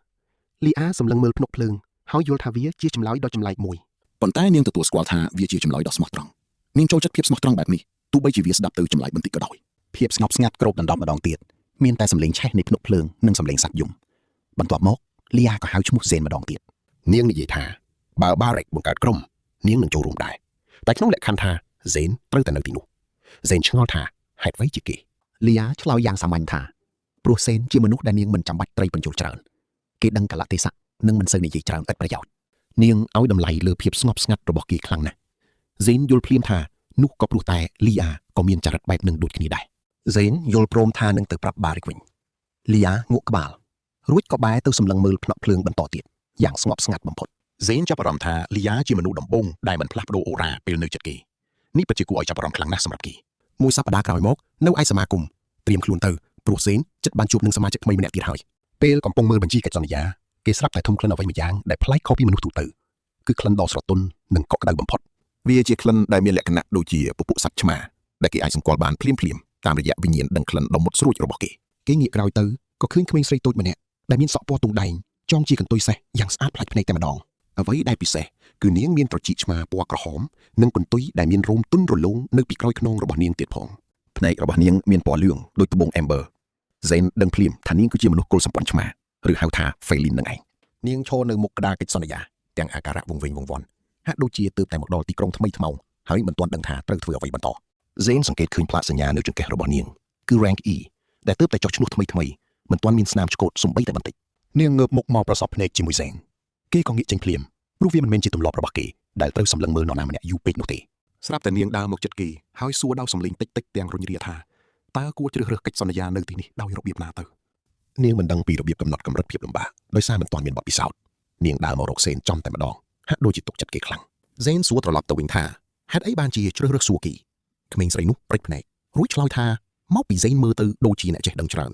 នាងនិយាយសំទោសដែលរំខានតែត្រចៀករបស់នាងហាក់ដូចជាជ្រុះចុះបន្តិចបង្ហាញពីអារម្មណ៍អៀនខ្មាស់តាមបែបធម្មជាតិរបស់សត្វឆ្មាអ្នកទាំងអស់គ្នាឃើញទេក្រសែភ្នែករបស់ក្មេងស្រីម្នាក់នេះសម្លឹងមើលសេនហាក់ដូចជាគេជាអ្នកជំនាញចឹងហ្សេនពន្យល់ថាសម្រាប់ Rank E គួរតែរកមើលកាតពណ៌ខៀវដែលមានសញ្ញាសម្គាល់ EF នៅជ្រុងខាងឆ្វេងនៃក្តារព័ត៌មា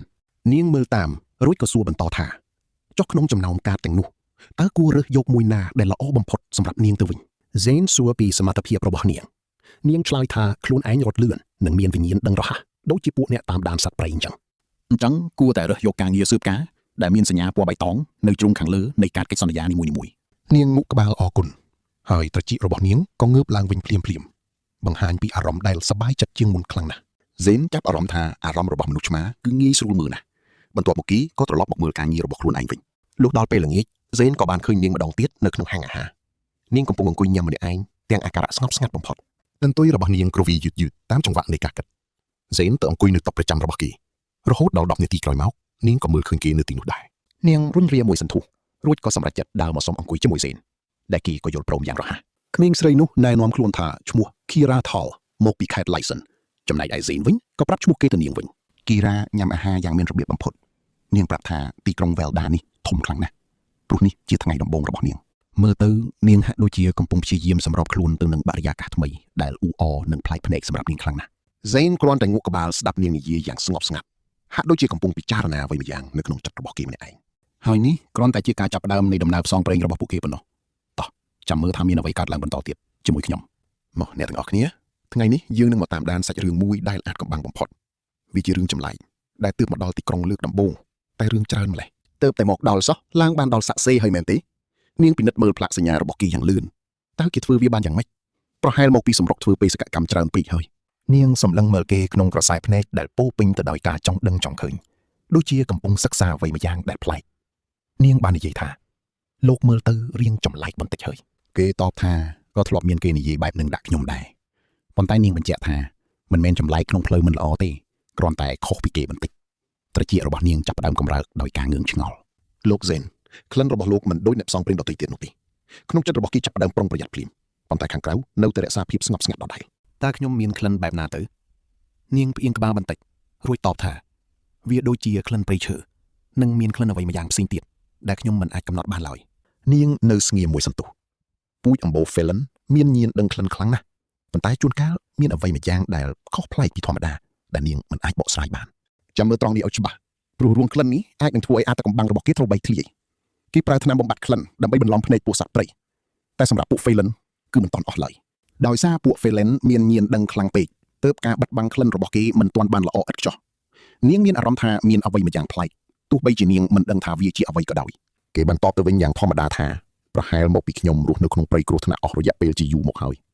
នាងក៏យល់ស្របនឹងចម្លើយនោះហើយត្រចៀករបស់នាងក៏ចាប់ផ្ដើមនៅស្ងៀមវិញនាងនិយាយថាខ្ញុំក៏ពូកែខាងដើរក្នុងព្រៃដែរហើយអាចមើលដានជើងសត្វបានទៀតបន្ទាប់មកនាងក៏ប្រាប់ថានាងបានទទួលបេសកកម្មសម្រាប់ថ្ងៃស្អែកដើម្បីទៅរុករកក្នុងព្រៃខាងលិចវាគ្រាន់តែជាបេសកកម្មកម្រិត E សាមញ្ញប៉ុណ្ណោះដែលស័ក្តិសមបំផុតសម្រាប់អ្នកចាប់ផ្ដើមដំបូងតែម្នាក់ឯងប៉ុន្តែនាងសារភាពថាវាពិតជាគួរឲ្យខ្លាចបន្តិចមែនស្របពេលដែលត្រចៀកនាងធ្លាក់ចុះនេះជាបេសកកម្មដំបូងដែលនាងត្រូវធ្វើម្នាក់ឯងហ្សេនបានលួងលោមនាងថាព្រៃខាងលិចគឺមានសុវត្ថិភាពទេព្រោះនៅទីនោះមានតែពួកបិសាចកម្រិតទីប៉ុណ្ណោះបើមានញៀនដឹងល្អនាងនឹងមានពេលគ្រប់គ្រាន់ដើម្បីគេចពីគ្រោះថ្នាក់នាងក៏សួរគេថាតើលោកធ្លាប់ទៅទីនោះទេហើយកន្លែងនោះមើលទៅវាមានសភាពបែបណាដែរគេបានរៀបរាប់យ៉ាងលម្អិតអំពីកន្លែងណាដែលមានគ្រោះថ្នាក់កន្លែងណាដែលសុវត្ថិភាពនិងកន្លែងដែលពួកបិសាចចូលចិត្តធ្វើចលនាឆ្លងកាត់ជានិច្ចនាងស្ដាប់ដោយយកចិត្តទុកដាក់បំផុតត្រចៀកឆ្មារបស់នាងក៏បញ្ឈរត្រង់មកខាងគេដើម្បីចងចាំរាល់ព័ត៌មានទាំងអស់នាងបានអរគុណគេយ៉ាងខ្លាំងបន្ទាប់ពីគេនិយាយចប់គេតបថាមិនអីទេ បន្ទាប់មកពួកគេក៏ញ៉ាំអាហារយ៉ាងស្ងៀមស្ងាត់នាងក៏បានក្រោកឈរឡើងហើយសួរ Zane ថាតើនាងអាចមកសួរនាំរឿងក្នុងសមាគមនៅពេលក្រោយបានទេការតាក់ទងគ្នាច្រើនអាចជារឿងគ្រោះថ្នាក់ប៉ុន្តែអ្នកផ្សងព្រេងកម្រិត E ម្នាក់ឯងក្នុងទីក្រុងធំបែបនេះគឺពិតជាពិបាកណាស់បើមានរឿងអ្វីកើតឡើងច្បាស់ជាគ្មានអ្នកណាដឹងឡើយគេប្រាប់ខ្លួនឯងថានោះជារឿងរបស់នាងមិនមែនជារឿងរបស់គេឡើយប៉ុន្តែនាងមានញៀនដឹងក្លិនប្លែកពីគេបើនាងនៅក្បែរគេញឹកញាប់នាងអាចនឹងដឹងការពិតឬក៏គេអាចគ្រប់គ្រងអ្វីដែលនាងឃើញបានគេសម្រេចចិត្តយល់ព្រមឲ្យនាងមកសួរនាំបាននាងក៏ញញឹមបែបកូនឆ្មាយ៉ាងកក់ក្ដៅដាក់គេដែលធ្វើឲ្យបរិយាកាសមើលទៅមិនសូវតានតឹងដូចមុនទៀតទេកន្ទុយរបស់នាងក្រវីឡើងលើរួចក៏និយាយពាក្យជូនពររាត្រីសួស្តីទៅកាន់ Zane គេក៏តបវិញយ៉ាងខ្លីហើយនាងក៏បានដើរចេញទៅបាត់ទៅ Zane សម្លឹងមើលទៅតុដែលទំនេរនៅពីមុខគេកំពុងតែគិតពីក្មេងស្រីពូជអម្បូរឆ្មាម្នាក់នោះដែលមានញៀនដឹងក្លិនដ៏មុតស្រួចនិងបានដឹងពីក្លិនមិនធម្មតារបស់គេតើនាងនឹងក្លាយជាជំនួយការដ៏ល្អឬក៏ជាបញ្ហាដែលគេត្រូវប្រឈមទៅវិញវានៅមិនទាន់ច្បាស់នៅឡើយទេមានតែការតាមដានមើលបន្តទៀតប៉ុណ្ណោះមកអ្នកទាំងអស់គ្នាត្រៀមខ្លួនមើល Zane ចូលរួមក្នុងក្រុមថ្មីវិញម្ដង3ថ្ងៃក្រោយមកលោក Barrick ក៏បានមកប្រាប់គេថា Lia បានយល់ព្រមចូលរួមក្រុមជាមួយយើងហើយតើលោកយល់ព្រមដែរទេ Zane ក៏យល់ព្រមភ្លាម Barrick ក៏ត្រដោះដៃដោយភាពពេញចិត្តព្រោះឥឡូវនេះក្រុមរបស់ពួកគេមានសមាជិកគ្រប់ចំនួន4នាក់ហើយសមាជិកទាំង4នាក់រួមមានខ្ញុំលោក Lia និង Rowan លោកប្រហែលជាមិនស្គាល់ Rowan ទេគេគឺជាគ្រូមន្តអាគមដែលមានចរិតរៀងពិបាករករូបបន្តិចប៉ុន្តែគេពូកែខាងវាយប្រហារណាស់គ្រូមន្តអាគមនៅក្នុងក្រុមអ្នកផ្សងព្រេងមែនទេ Zane និយាយថាវាកម្រណាស់ Barrick ក៏ប្រាប់ថា Rowan មិនចុះសម្រុងនឹងប្រព័ន្ធសាលាឡើយគេបានដាស់ធម្មពលយឺតពេលហើយមានអតិចរិតរឹងរូសទើបបណ្ឌិតសភាមិនព្រមទទួលយកគេទោះបីជាគេពិបាកធ្វើការជាមួយបន្តិចមែនប៉ុន្តែគេពិតជាមានសមត្ថភាពខ្ពស់ណាស់បេសកកម្មដំបូងនឹងចាប់ផ្ដើមនៅខាងស្អែកគឺការទៅកាន់រូងភ្នំ Fang Caves ដែលជាតំបន់គ្រោះថ្នាក់កម្រិត B ដកនេះជាការសាកល្បងដ៏ធំសម្រាប់ក្រុមថ្មីរបស់ពួកគេ Barrick មើលទៅហាក់ដូចជាតានតឹងខ្លាំងណាស់លោកបានសួរ Zane ថាលោកមានទំនុកចិត្តលើកម្រិតសមត្ថភាពរបស់ខ្លួនឯងដែរឬទេសម្រាប់បេសកកម្មដ៏គ្រោះថ្នាក់មួយនេះកម្រិត C ដកប្រឈមមុខនឹងតំបន់កម្រិត B ដកគឺពិតជាគ្រោះថ្នាក់បំផុតប៉ុន្តែ Zane បានតបថាគេធ្លាប់ធ្វើការក្នុងស្ថានភាពប្រឈមបែបនេះជាធម្មតាទៅហើយនៅព្រលឹមស្រាងថ្ងៃបន្ទាប់ពួកគេបានមកជួបគ្នានៅខ្លោងទ្វារខាងកើតគ្រូមន្តអាគម Rowan បានមកដល់ទីនោះមុនគេបង្អស់ Zane បានប្រើភ្នែកទឹកពិនិត្យមើលធម្មពលរបស់គេភ្លាមគេឃើញថាខ្សែធម្មពលរបស់ Rowan មានសភាពក្រាស់ប៉ុន្តែមិនទាន់មានរាងរូសច្បាស់លាស់នៅឡើយទេព្រោះតែការដាស់ធម្មពលយឺតពេលទោះបីជាយ៉ាងណាក៏ដោយក៏គេមានប្រភពធម្មពលដ៏ធំសម្បើមដែរធម្មពលភ្លើងរបស់គេមើលទៅក្តៅខ្លាំងជាងគ្រូមន្តអាគមធម្មតាដែល Zane ធ្លាប់បានឃើញពីមុនមករូបរាងគាត់ប្លែកខ្លាំងរាងខ្ពស់ស្រឡះទឹកមុខមាំដូចខឹងនរណាម្នាក់រហូតអញ្ចឹងសក់ពណ៌ក្រហមឆេះហើយគ្រងអាវធំមានសញ្ញាវេទមន្តគាត់សម្លឹង Zane បែបមិនរាក់ទាក់គាត់ឈ្មោះ Rowan ហើយជឿខ្ញុំចោះគាត់មិនមែនជាមិត្តឡើយគេបានសួរត្រង់ថាលោកមិនប្រើអាវុធទេមែនទេនេះពិតជាល្ងងខ្លៅណាស់ដែលហ៊ានចូលទៅតំបន់កម្រិត B ដោយគ្មានអាវុធការពារខ្លួនបែបនេះ Zane ក៏តបវិញថាគេអាចដោះស្រាយបានរហូតមកដល់ពេលនេះគេនៅតែអាចរស់រានមានជីវិតក្នុងតំបន់កម្រិត C បានយ៉ាងល្អ Rowan សម្លឹងមើលគេក្នុងន័យថា Zane កំពុងតែអួតហួសពីសមត្ថភាពខ្លួនឯងចាំមើលទៅ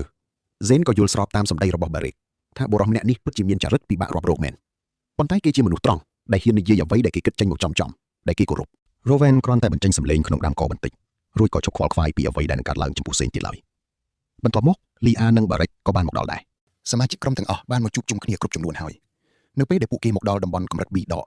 Zane អាចមានអារម្មណ៍ដឹងភ្លាមថាបរិយាកាសនៅទីនេះគឺពិតជាខុសប្លែកពីមុនឆ្ងាយណាស់បិសាចនៅទីនេះមានធម្មពលខ្លាំងនិងគួរឲ្យខ្លាចជាងពួកកម្រិត E និងកម្រិត D ឆ្ងាយណាស់ពួកវាគឺជាបិសាចកម្រិត B ពិតប្រាកដដែលជាពួកចចកមុនអាគមធាតុតកដ៏សាហាវមានពួកវាចំនួន3ក្បាលកំពុងតែយាមនៅច្រកចូលក្រុមរបស់ពួកគេក៏បានសម្រេចចិត្តឈប់ដើម្បីពិនិត្យមើលស្ថានភាពជាមុនសិន Lia ក៏អាចមានអារម្មណ៍ដឹងពីគ្រោះថ្នាក់នេះតាមរយៈក្លិនផងដែរពួកវាគឺជាបិសាចកម្រិត B ដកដ៏ខ្លាំងក្លា Barrick បានលើកទឹកចិត្តក្រុមថាទោះបីជាពួកយើងត្រឹមតែកម្រិត C ក៏ដោយប៉ុន្តែដោយសារយើងមានគ្នាដល់ទៅ4នាក់យើងច្បាស់ជាអាចដោះស្រាយវាបានជឿខ្ញុំចោះការប្រយុទ្ធនេះនឹងបង្ហាញឲ្យយើងឃើញថាពួកគេអាចសហការគ្នាបានឬក៏ត្រូវបរាជ័យចាំមើលថាតើនឹងមានរឿងអ្វីកើតឡើងបន្តទៀតតោះអ្នកទាំងអស់គ្នាមកមើល Rowan រៀបយុទ្ធសាស្ត្រទប់ទល់នឹងពួកចចកធាតុតកដ៏សាហាវទាំងអស់គ្នាបន្សាបមុនអាគមប៉ុន្តែមិនមែនកម្លាំងកាយទេរូបរាងពួកវាធំជាងយើងឆ្ងាយណាស់ខ្ញុំនឹងយកអាខាងឆ្វេង Lia និយាយលបឿននឹងផ្លែដាវចំណុចខ្សោយគឺនៅក្រោមស្មាអាខាងស្ដាំជារបស់ខ្ញុំ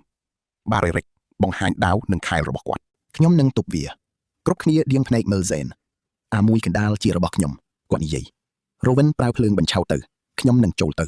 ឯងចង់លេងជាមួយចចកលំដាប់ B តែម្នាក់ឯងមែនទេ Rowan សួរបាទឈួតមែនតាន Rowan និយាយដដែលតែមិនបានបដិសេធឡើយមិនអីទេខ្ញុំនឹងបញ្ឆោតវាឲ្យ Lia សម្រុកទៅខាងឆ្វេងយ៉ាងលឿនដើម្បីគេចពីខ្យល់ដង្ហើមទឹកកករបស់វា Barrick លើកខែឡើងចចកខាងស្ដាំវាយសម្រុកយ៉ាងខ្លាំង Barrick ទប់ជាប់យ៉ាងណែន Rowan បញ្ចេញរលកភ្លើងទៅរកចចកកណ្ដាលយ៉ាងសាហាវមិនមែនដើម្បីសម្លាប់ទេគឺដើម្បីបិទភ្នែកនិងបង្ខំឲ្យវាដកថយចចកនោះក៏លោតចេញពីភ្លើងសម្ដៅទៅរកសេនភ្លាមឥឡូវមើលឲ្យច្បាស់សេនមិនត្រឹមតែមិនថយក្រោយទេតែគាត់ថែមទាំងសម្រុកទៅមុខដែលធ្វើឲ្យពួកចចកស្មានមិនដល់តែម្ដងគាត់បានលូនចូលទៅក្រោមពោះរបស់វាគេចផុតពីក្រញាំមុខហើយក៏ទៅដល់ជំហៀងខ្លួនរបស់វាចាប់ជើងក្រោយរបស់វាជាប់ចចកបាត់បង់ចំហវាធ្លាក់មកដីយ៉ាងធ្ងន់ធ្ងរក្នុងមួយប៉ព្រិចភ្នែកសេនក៏ទៅដល់កញ្ចឹងករបស់វាបាត់ទៅហើយគាត់សង្កត់ទៅលើចំណុចពិសេសនៅគុលលលាក្បាលមិនមែនសម្លាប់ទេគឺធ្វើឲ្យវាស្ពឹកស្រពន់វាជាបណ្ដុំសរសៃប្រសាទសេនរកវាឃើញតាមរយៈចុងម្រាមដៃដ៏រសើបរបស់គាត់ចចកនោះស្រែកធ្ងោហើយកំរើកមិនរួចឡើយរួចរាល់ហើយគាត់ស្រែកប្រាប់រវិញការវាយប្រហារដោយភ្លើងយ៉ាងចំគោលដៅបារិកក៏បានរៀបចំអាខាងស្ដាំរួចរាល់ដែរចំណែកលីអាវិញចចករបស់នាងបានងាប់បាត់ទៅហើយចចក3ក្បាលត្រូវបានកម្ចាត់រវិញមើលទៅសេនដែលកំពុងកាន់ចចកឲ្យនៅស្ងៀមដោយដៃទទេទាំងមិនជឿនឹងភ្នែកបណ្ដុំសរសៃប្រសាទរបស់ចចកប្រភេទនេះគឺនៅគុលលលាក្បាលសេននិយាយបើឯងដឹងចំណុចវានឹងមានប្រសិទ្ធភាពឯងដឹងរឿងនេះបានយ៉ាងម៉េចរវិញសួរដោយការងឿងឆ្ងល់ខ្ញុំបានសិក្សាពីវាសេនឆ្លើយតើមានសៀវភៅណាដែលសរសេរពីសរសៃប្រសាទចចកលំដាប់ B ទៅគ្មានទេសេនឆ្លើយខ្លីខ្ញុំរកវាឃើញដោយខ្លួនឯងស្ងាត់ជ្រងំតាមរបៀបណារវិញសួរតាមរយៈភាពរសើបនៃដៃរបស់ខ្ញុំរវិញសម្លឹងមើលជាយូររួចក៏ងាកចេញរឿងឈួតនេះពិតជាមានប្រសិទ្ធភាពមែនគាត់និយាយសម្លេងរបស់គាត់ហាក់ដូចជាកំពុងផ្លាស់ប្ដូរមានអ្វីមួយយ៉ាងទូចតាចដែលកំពុងត្រូវបានវាយតម្លៃឡើងវិញបារិកសម្លឹងមើលសេនទាំងញញឹមយ៉ាងរីករាយខ្ញុំប្រាប់ឯងហើយមែនទេគាត់និយាយខ្លាំងពួកគេបានដើរកាត់រូងភ្នំក្នុងរយៈពេលតែមួយថ្ងៃប៉ុណ្ណោះជ្រៅជាងក្រុមលំដាប់ស៊េរី C ទូទៅទៀតសេននិងលីអាធ្វើការជាមួយគ្នាបានយ៉ាងល្អពួកគេយល់ចិត្តគ្នាដោយមិនបាច់ប្រើសម្ដីឡើយនៅក្នុងច្រកផ្លូវដ៏ចង្អៀតនោះភាសាសញ្ញាត្រូវបានបង្កើតឡើងតាំងពីកិច្ចសន្យាដំបូងម្ល៉េះ Rowan ជួយគាំទ្រពីចម្ងាយ Barrick ជាអ្នកការពារនៅកណ្ដាលនេះហើយជាក្រុមការងារសេនគិតនៅចុងបញ្ចប់នៃថ្ងៃនេះវាមិនត្រឹមតែជាប្រសិទ្ធភាពប៉ុណ្ណោះទេប៉ុន្តែវាគឺជាអ្វីដែលលើសពីនេះទៅទៀតគាត់មើល Barrick រុំរបួសដែលត្រូវកញ្ញាំចចកអំបញ្ញមិញយ៉ាងស្ងប់ស្ងាត់បំផុតចំណែកលីវិញក៏កំពុងសម្អាតផ្លែដោរបស់នាងដោយការគោរពបំផុតចំពោះអាវុធដែលនាងប្រើរីឯរ៉ូវ៉ាន់ក៏កំពុងញ៉ាំអាហារយ៉ាងស្ងៀមស្ងាត់បើទោះបីជាទឹកមុខនៅតែមិនសូវសប្បាយចិត្តប៉ុន្តែវាក៏មិនតានតឹងដូចពេលព្រឹកដែរមនុស្ស4នាក់ដែលខុសគ្នាស្រឡះមកធ្វើការជាមួយគ្នាវាជារឿងចម្លែកមែនទែនសម្រាប់សេនអ្នកទាំងអស់គ្នាធ្លាប់មានអារម្មណ៍បែបហ្នឹងអត់នៅពេលដែលប្រព័ន្ធចាប់ផ្ដើមនិយាយរឿងមនោសញ្ចេតនាបែបនេះម្ចាស់កំពុងចំណាយពេលជាមួយមនុស្សដែលមានមនោសញ្ចេតនាចំណងសង្គមកំពុងតែត្រូវបានបង្កើតឡើងយ៉ាងពិតប្រាកដនេះគឺជាលើកទី1ហើយតាំងពីគាត់បានមកដល់ពិភពលោកដ៏ចម្លែកមួយនេះបាទសេនយល់ស្របនៅក្នុងចិត្តម្នាក់ឯងពេលល្ងាចនៅឯហាងស្រាគាត់អង្គុយផឹកទឹកម្នាក់ឯងក្រោយពេលបញ្ចប់ភារកិច្ចគីរ៉ាក៏ដើរចូលមកហើយក៏បានឃើញគាត់អង្គុយនៅទីនោះត្រចៀករបស់នាងធ្លាក់ចុះមើលទៅហាក់ដូចជាហត់នឿយណាស់ពិបាកមែនទេគាត់សួរខ្ញុំវង្វេងផ្លូវបាត់ហើយនាងសារភាពដោយភាពស្មោះត្រង់ការស៊ើបការវាសាមញ្ញទេតែពេលនៅក្នុងព្រៃខ្ញុំប្រទះឃើញដានជើងរួចក៏ដើរតាមវាហួសពេលដែលបានក្រុងទុកស្ទើរតែត្រឡប់មកវិញមិនទាន់តើឯងបានបញ្ចប់កិច្ចសន្យាទេបាទនាងញញឹមបន្តិចខ្ញុំបានស៊ើបការគ្រប់យ៉ាងតាមដែលត្រូវកា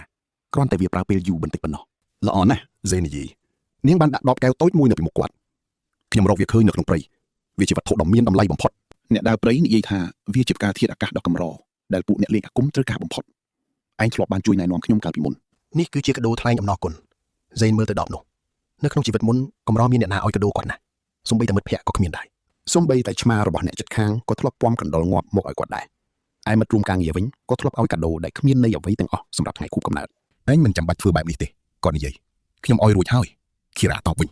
ត្រចៀករបស់នាងងាកទៅក្រោយដែលជាកាយវិការរឹងរូសមួយកុំយកវាមកវិញអីវានឹងធ្វើឲ្យខ្ញុំខ្មាស់គេវាជាហេតុផលដែលមិនអាចប្រកែកបានអរគុណច្រើនសេននិយាយទៅកាន់នាងងក់ក្បាលដោយភាពពេញចិត្តកន្ទុយរបស់នាងក៏បក់ឡើងលើនាងបានកំងអាហាររួចក៏អង្គុយនៅទល់មុខគាត់ម្ដងទៀតយ៉ាងរីករាយមើលទៅហាក់ដូចជាតុនេះបានក្លាយជាកន្លែងរបស់នាងទៅហើ